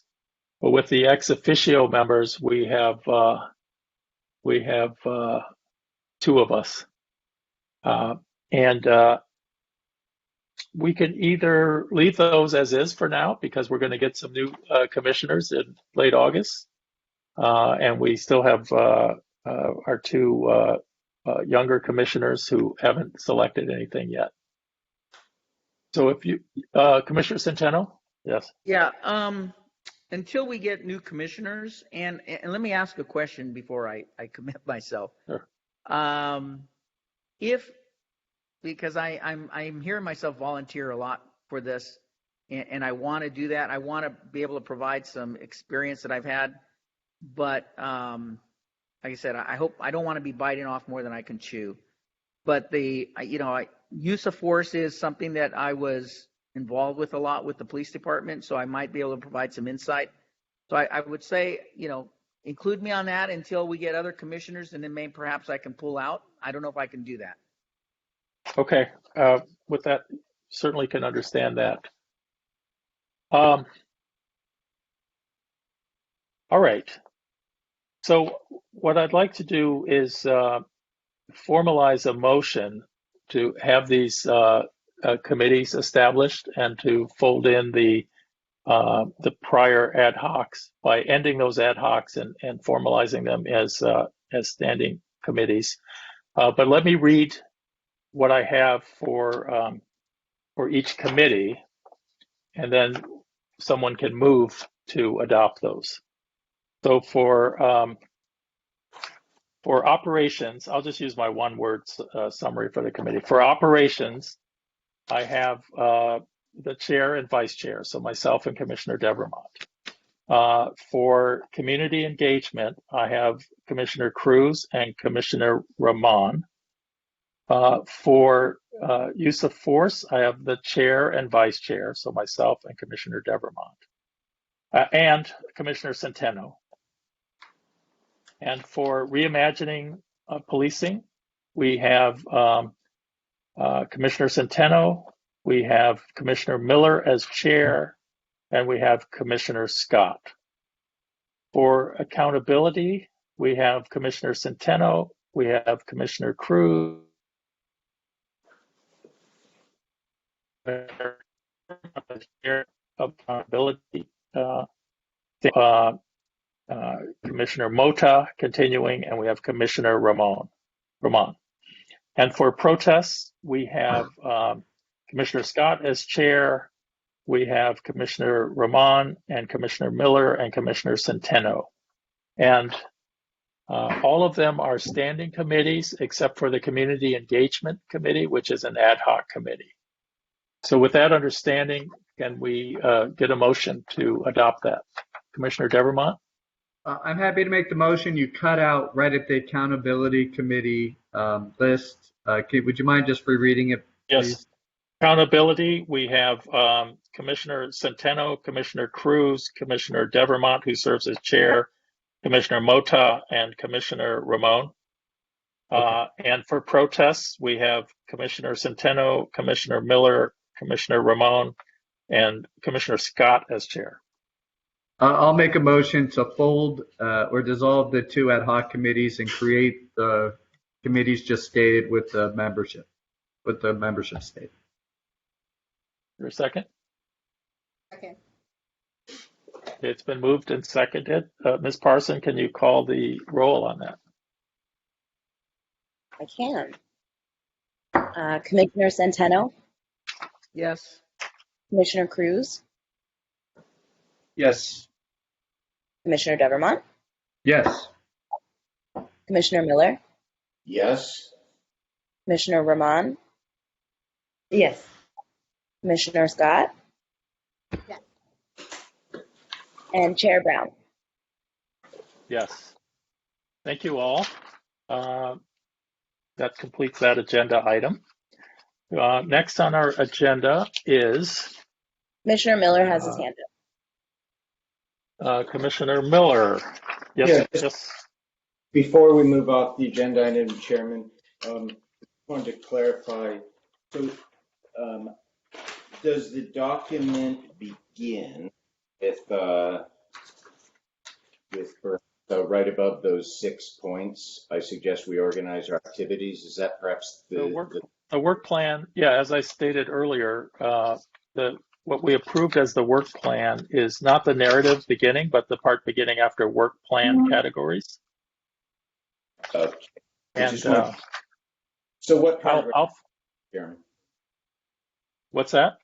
I just wanted to be clear on that point. So does the document then in where exactly? I'll issue a final document, but it'll start with the page that says work plan categories as the heading, and the next heading is the description of the first committee. That's just great. Thank you. Okay.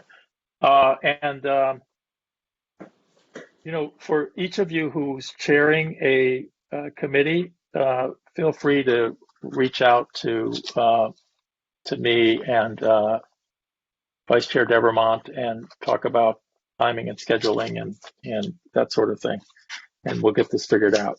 Okay, we are at agenda item 10C, and this one is labeled Discuss and Take Action Regarding SMPD Responses to LA District Attorney Request for Brady Information. And this agenda item was initiated by Commissioner Devermont, and so I'd like to turn it over to Commissioner Devermont to tell us about what's the issue, and then we can have a discussion about it. If the chair prefers, or if the committee prefers, I can address all this in my ad hoc committee report. I'm happy to do so now. It's whatever the commission would like, because largely my ad hoc committee report will almost entirely surround this very issue. So it's whatever the commission wants. I'd prefer to keep it at this under this agenda item. Okay. So as many of you may have noticed recently in the media, what has come to light has been that the district attorney of Los Angeles County, George Gascon, who's been mentioned a few times in this meeting, requested what's called a Brady list from each of the police departments in Los Angeles County. A Brady list is a list of police officers whose file has what's called a Brady hit. Brady hits are files that have Brady materials. Brady materials are usually, not exclusively, but usually acts of discipline or findings of misconduct done by the police officer in previous investigations, sometimes the same investigation, that would reflect on the credibility of that officer. It is anything that would tend to be what's called exculpatory evidence. Exculpatory evidence is evidence that is relevant to the defense, that would reflect on the case as a whole. It is anything that is exculpatory, that has that. Hey, Commissioner Devermont, just one suggestion. So we have some non-lawyers on the commission, and so maybe you could I'm trying. give us some basic explanation of, what is the point of all this, and how So, is the information used, and that sort of in non-lawyer terms? I'm doing my best. I'm getting to it. Okay. So what happens is when there is Brady evidence, the way it's supposed to work is the police department is supposed to turn that over to the prosecutor, who turns it over to the defense, who decides how they are going to use it.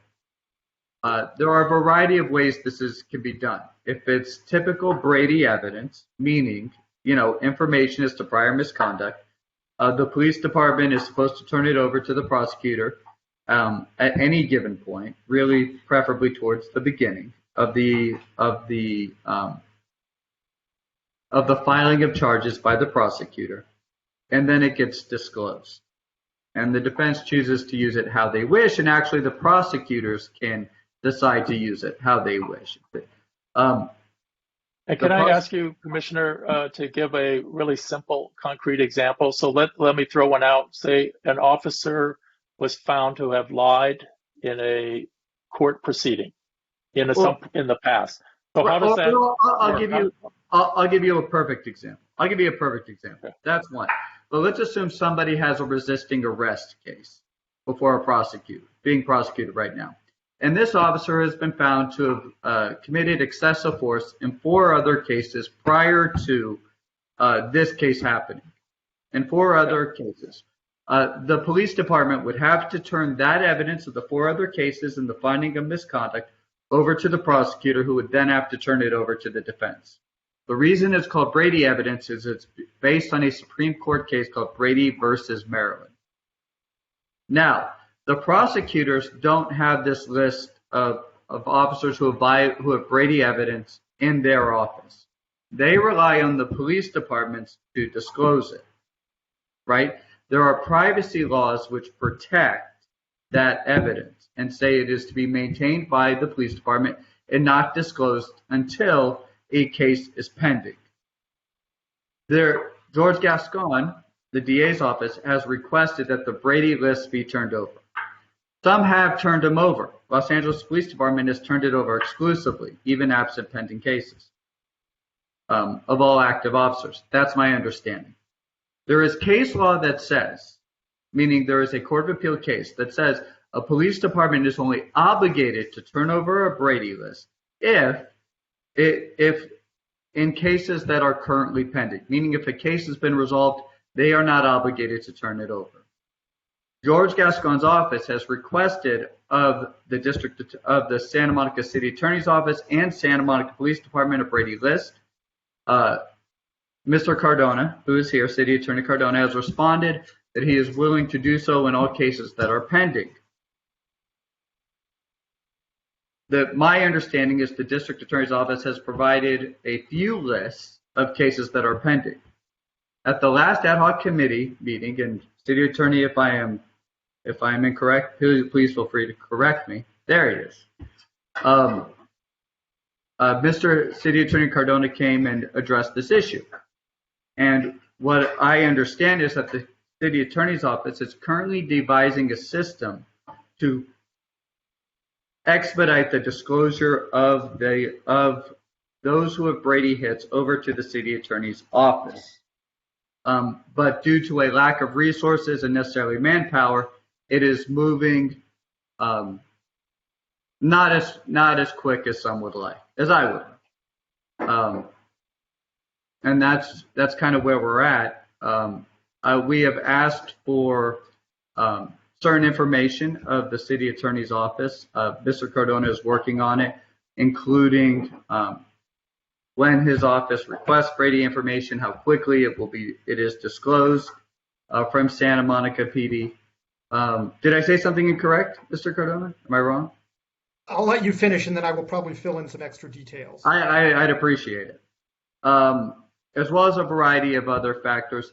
At the next subcommittee meeting, it is my intention to ask standing committee to ask Chief Seabrooks to come fill in a lot of the gaps that need to be answered, and most likely have Diana Turin from the District Attorney's Office to come and offer also a bit of the perspective from the District Attorney's Office. And that's kind of where we're at. So I just Okay, wanted and to, oh, sure. may Yes, I? I was going to call on you, City Attorney Okay. Cardona. Thank you. So I just want to differentiate two things. So there's the district attorney's office. The district attorney's office, with respect to Santa Monica, the district attorney's office prosecutes felony cases. With respect to Santa Monica, the city attorney's office handles misdemeanors.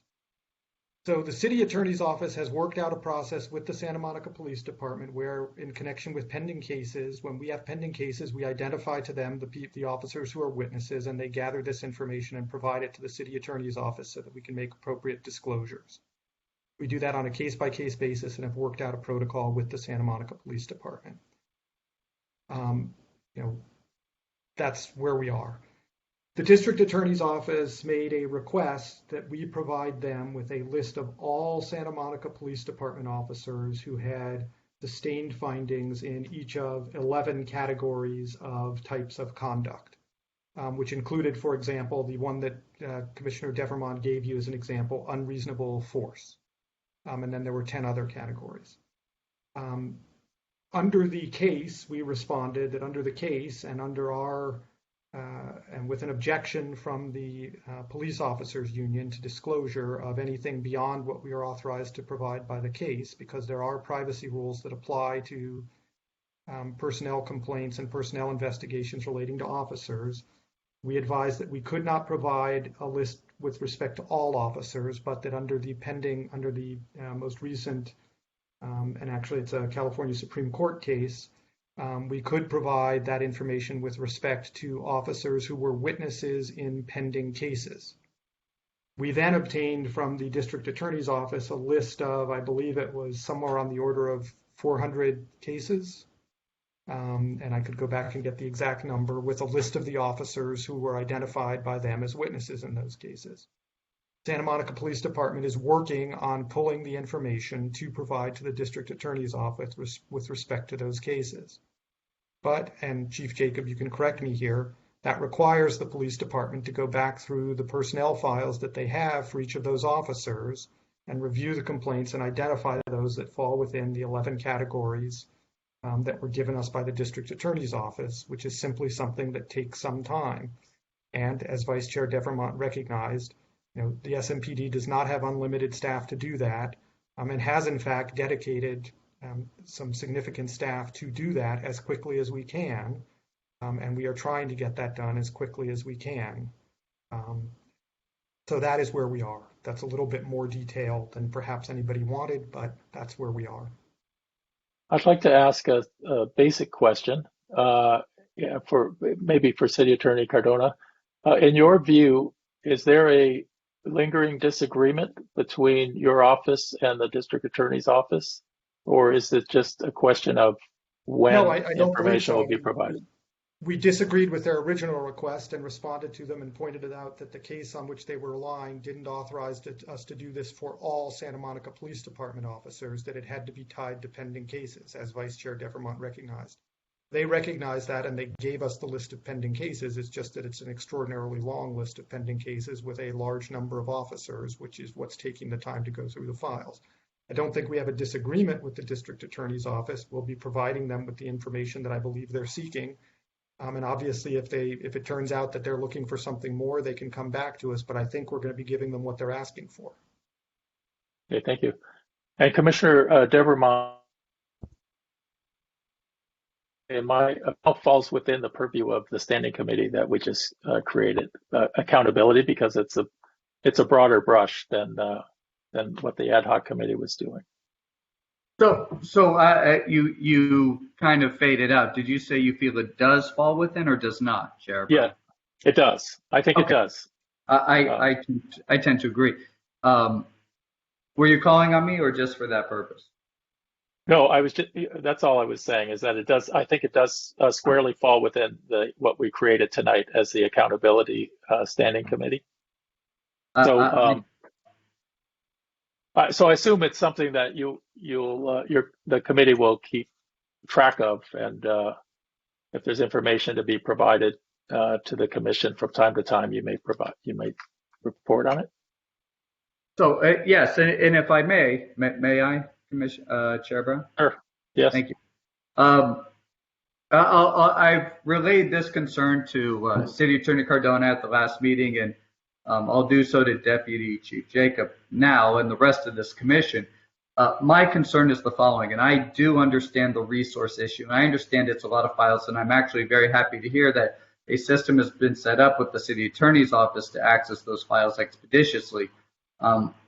I prefer, and I'll say this now before I get to my next point, that information be provided to the City Attorney's Office prior to filing of charges so that it could be disclosed as soon as possible. I don't know if that's in the system, but we could certainly talk about that at the next standing committee meeting. My concern is the following, that with regards to the resources, I understand it's a very large task. But currently, down at LAX Court, where case felonies from Santa Monica are heard, right now there are defendants pleading. Every day. Every day there are defendants pleading to charges. And every day, well, I don't want to say every day, but in a number of cases, possibly, I don't know, and nor do they, these cases might have officers whose files contain Brady hits. And that might be information that if they had, A, they would not have pled, B, the district attorney's office might not have filed, or C, might have led to the case getting dismissed. So this is a problem, although I get resources, and I know you understand City Attorney Cardona, and I know you understand Deputy Chief Jacob, and I know you must be pulling your hair out with frustration. But the Constitution is more important than resources, and I know you agree with that. And I'm not saying it to imply that you don't. I'm not saying at all to imply that you don't. I know you agree with me. But this is a problem that rapidly needs to get fixed. And after that information is provided, my concern is that within moments, you're going to get another list. Because my understanding is the DA's office is providing lists every 2 weeks, not necessarily to the city attorney's office, which it should go to. I do agree with you, City Attorney Cardona, but strictly to Santa Monica PD. But this is a list that's going to be sent out every 2 weeks, and a system needs to be devised and quickly that is responsive quickly, if not immediately, to these requests. And that's the concern, and that's what I'm very happy and glad to work with you on in the coming months. Obviously, you expressed that concern at the ad hoc committee meeting. I think we might have some differences over what the Constitution and Brady actually require, but those are differences that can be hashed out in court if necessary. Suffice it to say, we agree with you that both the prosecution and the police department have obligations to satisfy their discovery obligations under Brady, the Constitution, and state statutes, and that everybody is working to do that as quickly as possible to ensure that discovery obligations are satisfied in court. While we may differ over the nature of those discovery obligations, we all agree that we have to comply with them. And I'd also like to say that also every day, defense attorneys still have the power of the pitches motion, which they routinely use, and then still bring to the police department that allows a judge to in-camera view any officer's personnel file for any relevant information that may apply to Brady 1421 ALADS or whatever that they may see, and we get those on a regular basis. I'm going to move us to our next agenda item, but I appreciate Commissioner Devermont, you bringing this to the Commission's attention. And the fact that you to monitor it and keep us informed about what's going on. And City Attorney Cardona, appreciate your input and perspective on the issue as well. So thank you all. I'm going to move us to the next agenda item, which is 10D, and that's the ad hoc committee reports. And the first one up, Commissioner Devermont, is the ad hoc committee on complaints, investigations, and discipline. I know you just reported on your activity. What I'd like to talk about is the the requirement in the ordinance that created the commission that our group provide an initial set of recommendations within 150 days of our first official meeting on potential reforms to the overall accountability process. And would love to kind of have some back and forth about ideas on how we get to that point. And I have a few thoughts on that. So let me start by just asking you and the committee members your thoughts on what you think we might be able to accomplish by I guess it would be late October would be when this initial report would be due. Yes, Commissioner Devermont. So we talked a little bit about this at our last ad hoc committee meeting, and as well as what we just talked about. And we are, in my opinion, somewhat less stagnant until we get the materials that we requested at our first meeting. At our last ad hoc committee meeting, City Attorney Cardona did address this. He said he is working on it. He said he's going to, I believe, and he can speak for himself, meet with Chief Seabrook soon, and that he didn't feel, at least for a lot of that information, it would be difficult to gather and give to us. But that is really the materials that we're left waiting for. And until then, I'm not sure how much, at least on our end, in terms of the field of accountability, how much we can truly recommend without those resources. We have to know what we're talking about before we talk about how to change it. Okay, are there other committee members who have thoughts on this? Commissioner Centeno? Yes. Yeah. We're asking for material that we may not even get. So rather than wait for materials that may not ever come, perhaps it would be a better use of time to just try and educate everyone, whether it's this commission or the citizens, on the whole process of police misconduct investigations and the laws that govern those investigations, because all of the investigations that police departments do are strictly governed by penal code sections and assembly bills and evidence codes, and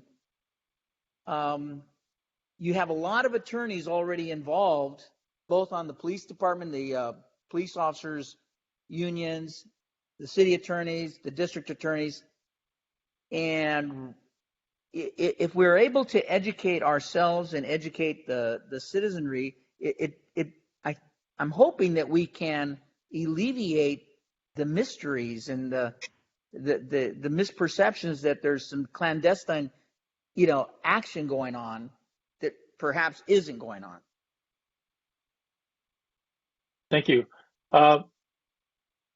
I tend to agree with the idea that the committee can start to educate themselves and the commission. There's a huge amount to be done. I'll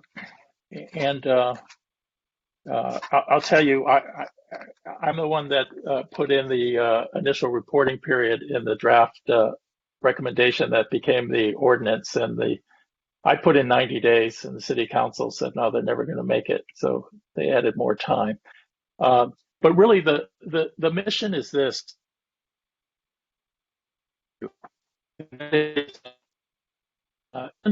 Bodies over the last 30 years or so have had several different variations on how they approach their work. And each of those approaches has had significant challenges. To say none of them has been perfect, and the question that was left to this commission, instead of the original committee trying to say, "Hey, let's do this," the question I think for this commission is, how do we want to approach oversight of complaints, investigations, and disciplines in light of all the things that have been tried in the past, some of which worked, some of which didn't work. What works for Santa Monica, and how should we go about doing it? So I think in order to do that, there's no way we would have the answer to that question by late October. We might have some initial thoughts, but we won't have the answer to that question. I think we need to get information about what national organizations are saying. There are reports that summarize the whole history of oversight commissions. There's expertise out there on what's being tried. There's information at comparable cities of what they're doing. I mean, there's a lot of California cities trying to do oversight. There's California cities doing oversight where it's just been a disaster. And then on top of all that, there's what does Santa Monica do? So I think the part that you started with is asking Santa Monica to give us these facts so that we can start to digest it. So my suggestion is that the committee undertake kind of a systematic effort to get educated on these issues so that we can get to a point to start making some informed recommendations.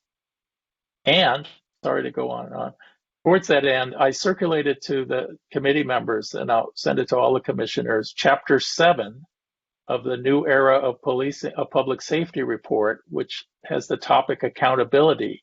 And in there are 12 to 14 recommended best practices. And if you just take the first one is that cities should create transparent, effective processes to receive and respond to external misconduct complaints.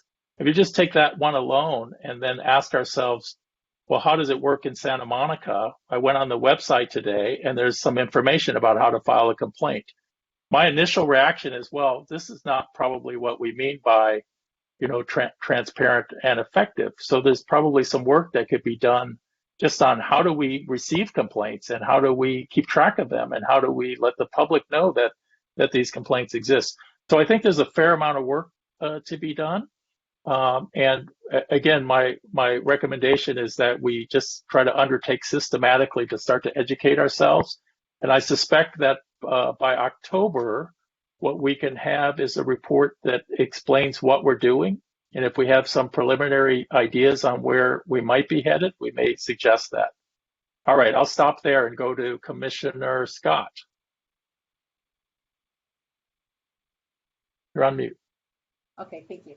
So I recall in our very first meeting, we did mention the materials that we would need, and I'm not certain that we've received them, and you had referenced them in your first proposed work plan, which was the ordinance, which we have SMPD key policies, SMPD use of force policy, crime statistics and data, which recent and regular updates, and then the budget. So there are certain things that we absolutely need for all of the ad hocs and standing committee in order to effectively do what we are tasked to do. So I would just ask that we can get those materials expeditiously in the voice of Joe Clark. Yes. If we have all of that, because there's some things, yes, we can, if we have this chapter, we can do a little bit of grunt work. But I mean, we need to be, in order for us to truly be due diligent in doing what we are tasked to do, we need materials. Yes, and I would say, I hope that our city officials who are here, Ms. Parson and City Attorney Cardona and Deputy Chief Jacob, we could use your help in, providing us with information. I know there's staff limitations, and we haven't asked you for everything for every committee. I mean, we just formed the committees, but we are going to need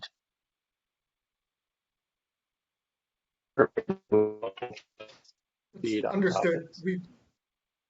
The city attorney's office has reviewed the list that was provided and identified those materials that the police department can produce. And my understanding is that they are in the process of gathering those.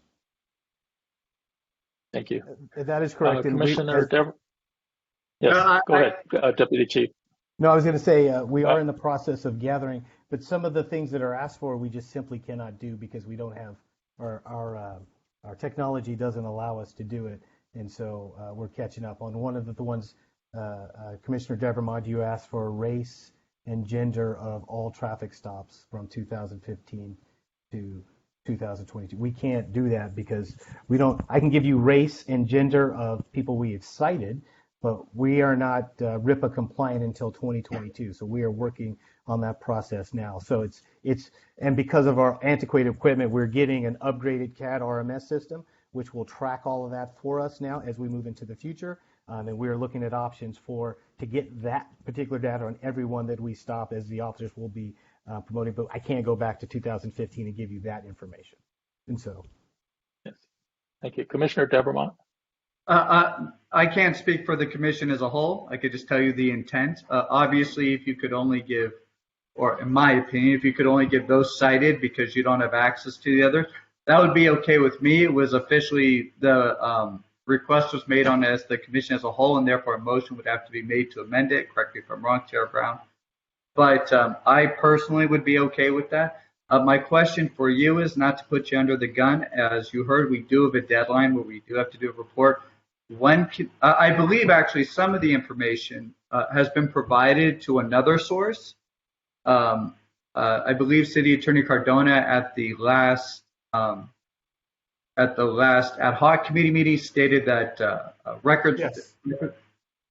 Some of the records that you requested are records that have been produced as public records under the new provisions of the Penal Code that make certain personnel complaints and investigations public. We've already produced those to the District Attorney's Office. We're trying to just pull those, and we hope to get those to you fairly soon. Okay, that was my question. Is roughly when do you think we could expect that? I don't want to put you under the gun.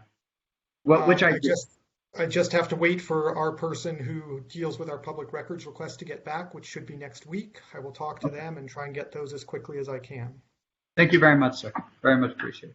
And I told, and I did tell Ms. Parsons that I will at least forward all the information that we do have right now and in piecemeal until we get all the other information that we're working on for you guys. Thank you so much, Deputy Chief and City Attorney Cardona. Thank you. Okay, and then again, for the committee members, I guess what I'm saying is let's not do things in serial. Let's do them in parallel. And there's lots of stuff that could be happening while we wait for details. Yes, Commissioner Devermont. And I forgot to say, I do hear your point, Chair Brown. It is a valid and good point. We shouldn't be hyper-focused too much on one topic, and if we could do other things at the same time, that is good. And I will certainly include it in the agenda next time, perhaps at the next standing committee meeting. We could have somebody from a different commission come speak and enlighten us.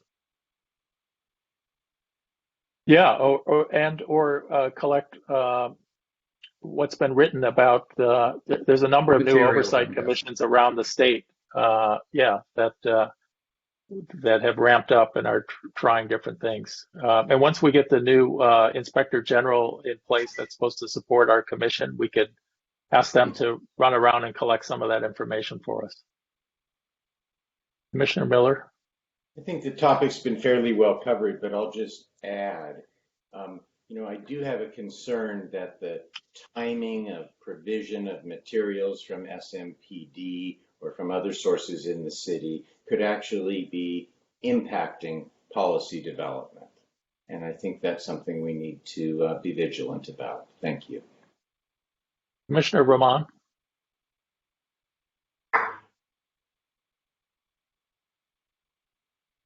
Never mind. Thank you. Okay. Next, we're going to move to the next agenda item, which is 10D2, ad hoc committee addressing responses to the OIR group report. And we'll turn it over to the chair of Commissioner Scott. Hi, yes. So I guess as I lay out what we've done, we've met a few times. It'll be interesting to see how this rolls into, because we created a year-long work plan.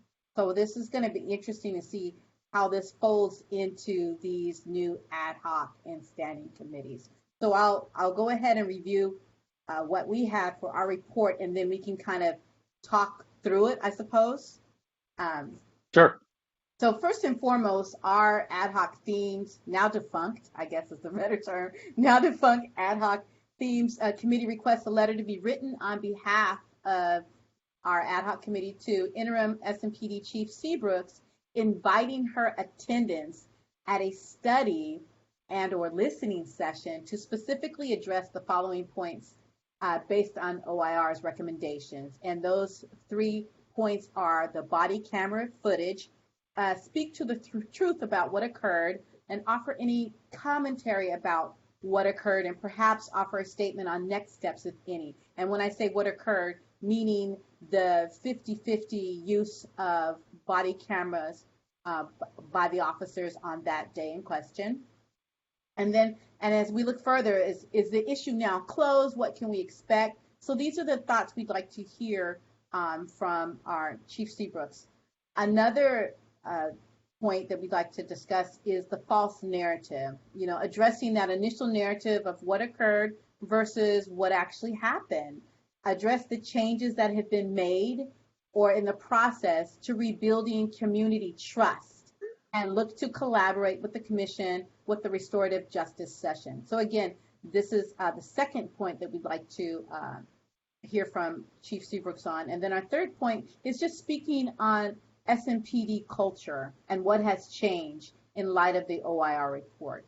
So we would first ask then if the commission as a whole could agree to send a letter inviting Chief Seabrooks' presence at our next meeting. And as I recall, at your initial report at our last meeting, you identified these things as among the most important findings and takeaways from the OIR report. Correct. Is that right? Correct. Okay. Yes. And okay. So just to, before you get to the other aspects of your report, are you all making a motion that the commission send a letter inviting Interim Chief Seabrooks to our August meeting to address these topics? I'm making a motion. Yes, I am making a Okay, motion. Commissioner Roman made that motion, and Commissioner Miller?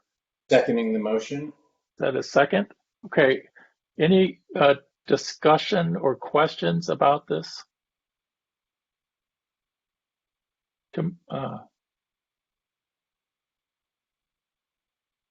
Commissioner Miller? Yes, well, I want to first of all, I want to make sure this is satisfactory to our committee chair and to Commissioner Rahman. But I was thinking, and I thought what I heard from the committee was that the first request for the chief to appear before this full commission in August was going to focus on 2 issues, and the 2 issues being the 100 officers that did comply, the 100 officers that didn't. Where is the department at on that? And the second issue being, with regards to the false narrative, the fact that the abundance of body cameras was specifically, the abundance of body camera footage was so vast that it served as a core explanation for the 13-month delay in a report back, when the truth was kind of exactly the opposite. That what was startling was the lack of body camera footage that would have been expected from that incident. So I'm recalling that our committee sought to focus particularly on those 2 issues, and Chairwoman Scott and Commissioner Rahman, correct me if I'm wrong, but I recall our collective thinking, or I recall that our collective thinking was these 2 issues, and granted there are many, many important issues, paramount among them SMPD culture, but that these 2 issues sort of stood out as the elephants in the room that kind of stand in the way of trust, confidence, and credibility. And that it would be really necessary to hear from the chief specifically on these 2 issues, so as to really give more light and air and credibility to all the subsequent issues that are going to follow.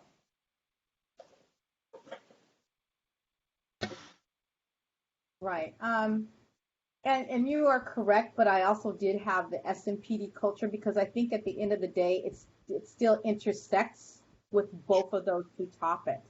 So I think that still kind of folds in. I imagine that will also be spoken about in that conversation as far as protocols and how they approach, the what occurred and what is quote unquote typical for SMPD culture or what they're looking to do. So we had it up there, but we had it more so of it would be broadly discussed within within that framework. Okay, it's been moved and seconded that a letter be sent by the commission to invite Interim Chief Seabrooks to the August meeting for a study session on the three topics mentioned. Ms. Parson, could you call the roll, please? I can. All right. Commissioner Centeno, Yes. Commissioner Cruz, Yes. Commissioner Devermont, Yes. Commissioner Miller, Yes. Commissioner Rahman, Yes. Commissioner Scott, Yes.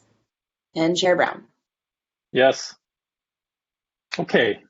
Now, Commissioner Scott, could you tell us your thinking on the part of the report on the one-year work plan relating to the OIR report? Absolutely, yes. So as we look through our work plan, our first thing was point A, which was listening session on the false narrative. And we were like really breaking it up within 3 months. When we start to look at that, we first wanted to hear from our Chief Resilience Officer from the Office of Emergency Management, and that would be Lindsay B. Call, regarding communication and the response regarding the intelligence that she had at that time, and then also how the Office of Emergency Management moved forward with the intelligence that they had. So that would be the first month. The second month would be listening, and this is still part of the listening session. We'd like to hear from the Chamber of Commerce in that the type of tools that were in place for disseminating communications to all of the businesses, because some of the businesses were notified while others weren't. And having spoken with Commissioner Rahman, it was understood that she herself went ahead and created like a daisy chain effect and tried to contact as many businesses as she could regarding boarding up. So again, we wanted to also hear from the Chamber of Commerce on what protocols they have in place regarding situations such as this, because we know over 200 businesses were affected. And then the third piece of that listening session, and this is all still based on the false narrative and the stories that went out regarding that, is on, we'd like to look at the neighborhood coalition, which I mentioned earlier, in that we wanted to hear from the different community neighborhoods regarding the false narrative that went out and what they understood and how those stories all disseminated. And then again, we're just looking at to finally reach a resolve, because we know, what do they always say? There's 3 parts to a story: your part, their part, and then the truth is right there in the middle. So we're just hoping to reach that beautiful middle and come to an agreement. So that is our first point of the listening session on false narrative. And the second one, point B, is listening session on SMPD culture. And this goes back to warriors versus guardians mentality. And this is 3 months.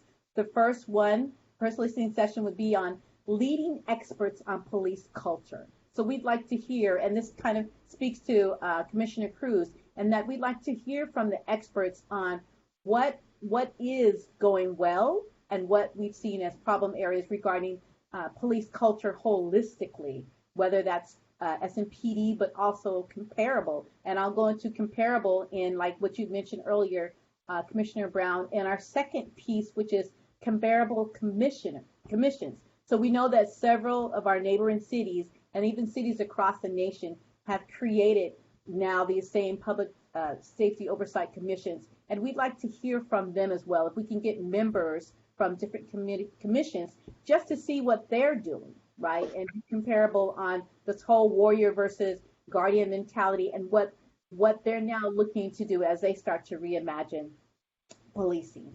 And then our third piece on the SMPD culture would be an expert on police officer well-being. We'd like to hear someone who speaks on examining PTSD, anger management, depression, what happens during de-escalation and how that affects you later on. So again, our focus when we talk about reimagining and really helping police culture, we really want to see what it is that's happening and how that can be enhanced when we talk about really improving officer well-being. And then our third piece on listening session would be on leadership organizational structure.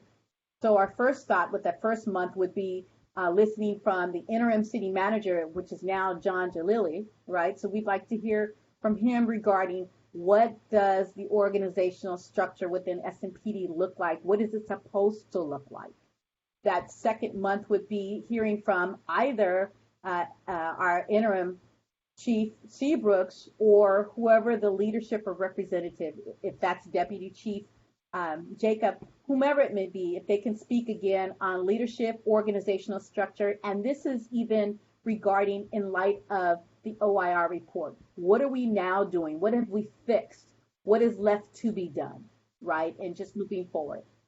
And then the third piece, finally, from that organizational leadership structure is, again, listening from the Chief Resilience Officer, the Office of Emergency Management. Again, that's Lindsay B. Call. And again, looking at how does that fold into the entire leadership organizational structure? Like how is it now all aligned or are there still some gaps that need to be filled?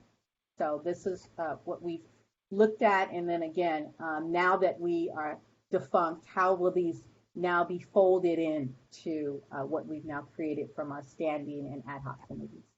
Great. Well, thanks for those thoughts. I'll go first, and then we'll get some reactions from the other commissioners.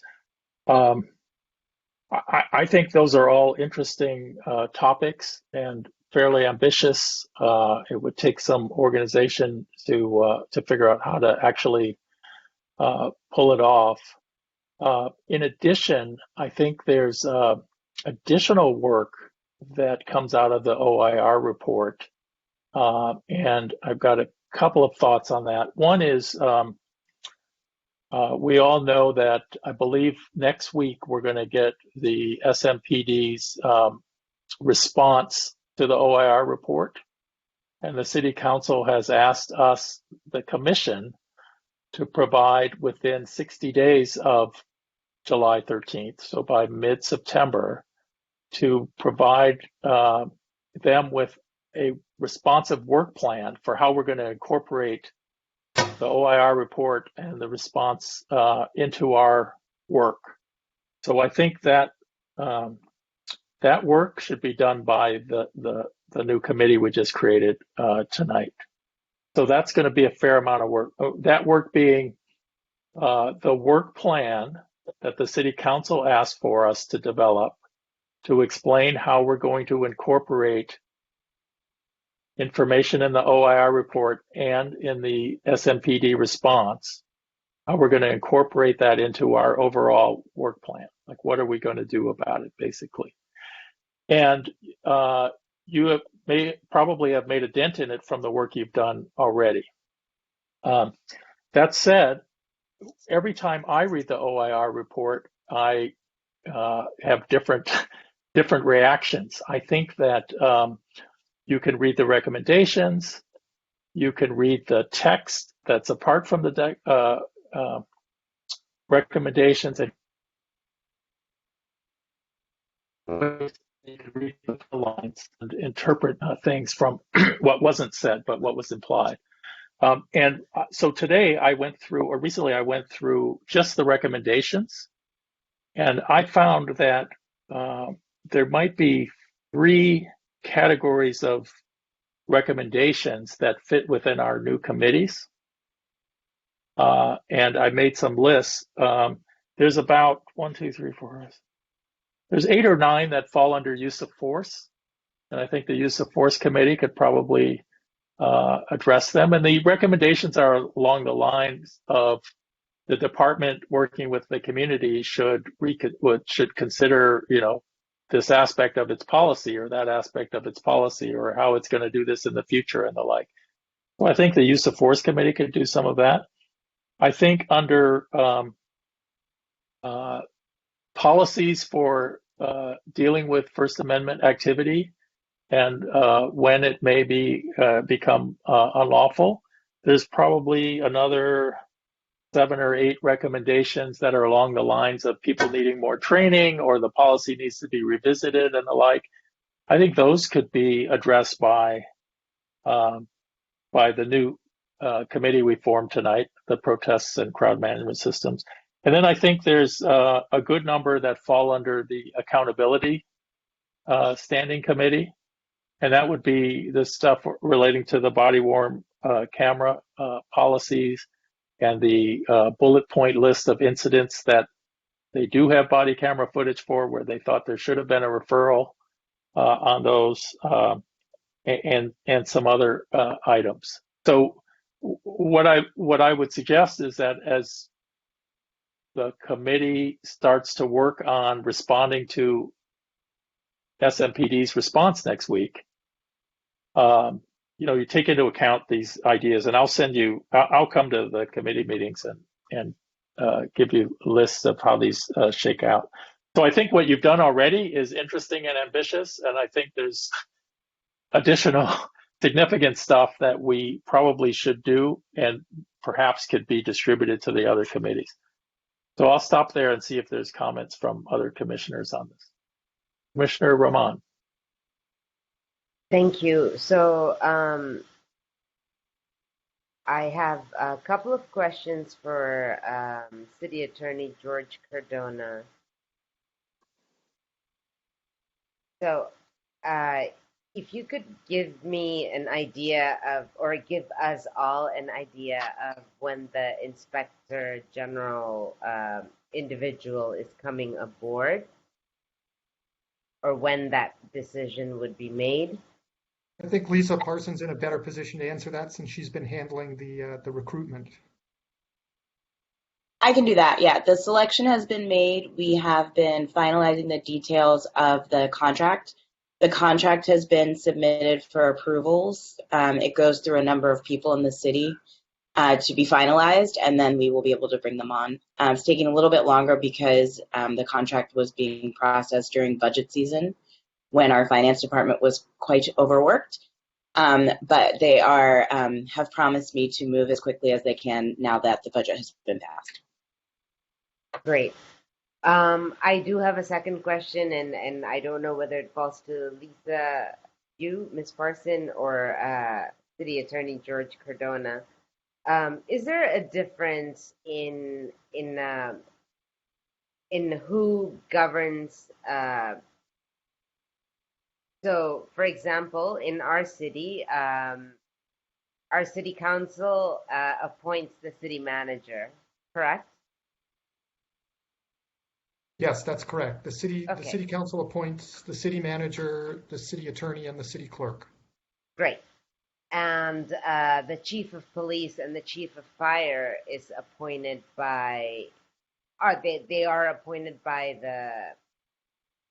They are appointed by the city manager. City manager. So there is a chain of command, and what I wanted clarification on it was. The reason my experience has been different in different cities, and I can only speak for myself, not for this entire commission. If you were to do a comparison on the way Torrance Police Department is run versus Lomita Sheriff's, the way they run, is that for how the city itself is governed? Is it different because we're a charter city? We are a charter city, and our city charter identifies the positions that are appointed by the city council. So under the city charter, the city council has authority only to appoint the city manager, the city attorney, and the city clerk. The city charter then basically sets up the council manager form of government under which the city manager has the authority to appoint all of the department heads, including the police chief. So that's set out in our city charter. Different cities have different mechanisms, and different city charters have different provisions. Got it. Thank you. Thank you very much. Commissioner Centeno. I'd like to commend Commissioner Scott for that report. That's quite a handful and quite extensive. And I was trying to think of a way to try and consolidate, or at least create a document of sort that would have the substantive subjects of the OIR report, along with the response by the police department, and somehow perhaps try and get them into some sort of spreadsheet so that you can look at the report bullet by bullet and then the response and see how, if that really solves a lot of work for us. If the two mesh, and as a commission we agree with that meshing and the response, that's one thing we can put aside as, okay, this is good, we saw a problem, this is a response, the commission agrees, and we move on to the next bullet. And that would, if there's a way, Lisa, I don't know, that you have staff to do that, to create some sort of spreadsheet, I think that would help us great. I know it would help me a great deal. Also, with regard to demonstrations and the evolution of how peaceful demonstrations and our constitutional rights to peacefully demonstrate, and how it's really a challenge for law enforcement. Perhaps we can get something from the city attorney's office and or the police department on when does an assembly, when does a group of people become an unlawful assembly, and when that declaration is made, what changes? Is that group that the declaration was made, is that entire group now unlawful? And do they lose their time, place, and manner privileges and or rights? And those are sort of the things that I'd like to maybe hear from the police department and or the city attorney's office. Thank you for that. I just had a couple of quick reactions. One is I like your idea of the spreadsheet.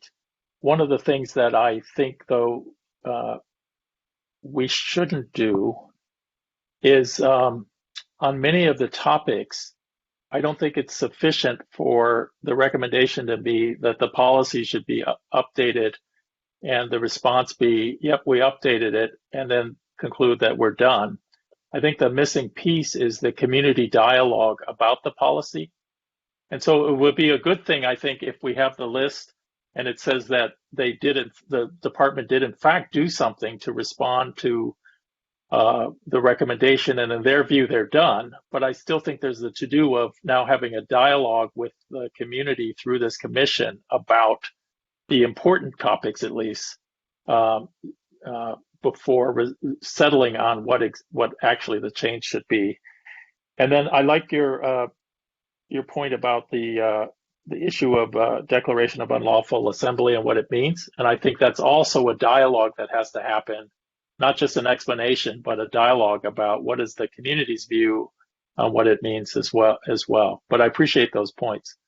Commissioner Scott. Yes, thank you, Commissioner Centeno, bringing up the First Amendment, because that had originally been one of our themes as well, as far as having a listening session on that, and the I guess the failure to really communicate that widely to the protesters. So yeah, we'll definitely look at that as far as having, like Commissioner Brown just said, a listening session on that. To the point of that spreadsheet, when I initially mentioned last month our core themes, I also had aligned it with the recommendations that they were based on. So I can provide that as well, because we had it per section, per recommendations. And And like I said, I submitted that in our previous month's report. So it is available based on how we divided up our themes according to the recommendations that aligned with those themes. So that's kind of available in that. That's something we know we can consider when we do these listening sessions. So that, again, kind of speaks to each of those core themes. And is that on a document? Yes? Yeah. Oh, yes. Yes. Oh, okay. Like, yeah. It's I believe it's in our previous agenda, but I believe, yes, it's on our previous agenda or our previous package. But again, I can submit it to Ms. Parsons, and she can distribute it widely again to our commission. Commissioner, I want to make sure I didn't skip over you, Commissioner Devermont, if you had something, but if not, Commissioner Miller. Yeah, I appreciate Commissioner Centano's suggestion as well regarding the tracking document. I would just also want to add that I think for those items where we feel we receive a good response from MPD, I think that's important to note. But I don't think I don't think it ends there. I think we also have to assess the credibility of those who are offering the response, and also have an assessment of the commitment of the department to that response. And I would just hasten to add that this city, and I think rightfully so, took a lot of pride in being ahead of the curve in setting policy about use of body cameras. But then there's the question of, was it a credible commitment? Was it a real commitment? Okay. What I'd like to do at this point is thank the committee for the report. There's much work to be done. And in the interest in keeping our meetings to reasonable times, I believe we can continue all of the items on the agenda that we didn't get to, except for agenda item 11, which is general public input. And so, Ms. Parson, do we have some people on the line for general public input? You're on mute. From Bert Champagne. Thank you, members of this commission. My name is Bert Champagne, and I'm a strong supporter of Santa Monica for Democracy. I know there's 2 openings tonight for the community to join the commission. I hope that whoever applies feels as strongly about oversight and reform as what I've heard from all of you tonight. We need members that have passion for this and willingness to put the time in to achieve the strong oversight and genuine reform in our city. I mean, that is the name of this commission. I look forward to seeing all that this commission can accomplish if the focus is sturdy on action. Thank you so much. Thank you. And next, Meredith Kuhn. Please go ahead.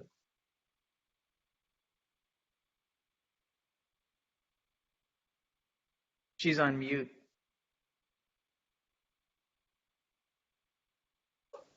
Hi, everyone.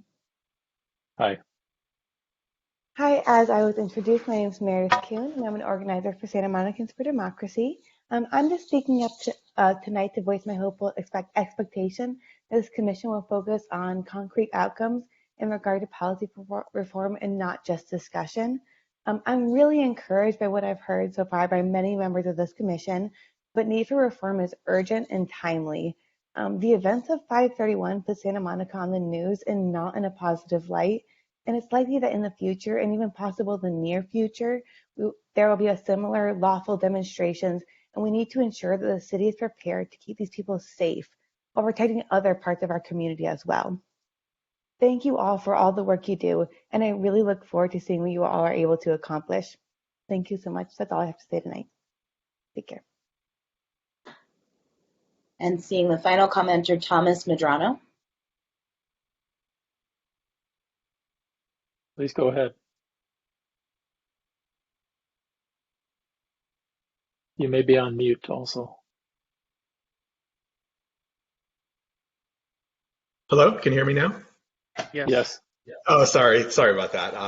Hello, my name is Tom Madrano, and first of all, I want to thank the members of the Commission for giving all your time and energy to take on all the tasks at hand. And excuse me, and I am also very pleased that the Commission includes 2 full commissioners that are young adults. I feel that they can add valuable feedback and perspectives to the Commission's work. I worked in Santa Monica Place for many years in the late 90s, and now find myself coming full circle by once again working in this beautiful city after having been gone for this long hiatus. I hadn't been to the city for many years, and seeing what happened on May 31st and the news truly broke my heart. And my wish for this commission is to complete its work in a timely, mindful manner, but again, timely, so change in policing policies and practices can happen quickly. I mean, all it could take is a traffic stop, God forbid, to go terribly wrong for all these horrific events to repeat themselves. So I would love this to move full steam ahead. Thank you. Thank you. All right. With that, Ms. Parson, is there any other public comment?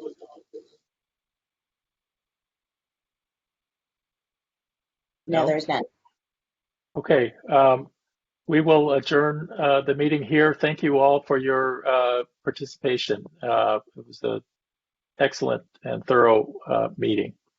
And thanks for our support from the city, Ms. Parson and City Attorney Cardona and Deputy Chief Jacob. Thanks for hanging in there with us and hearing all of our input. All right, we will see all of you very soon, I'm sure, with all our new committees. Good night. Good night. Thank you.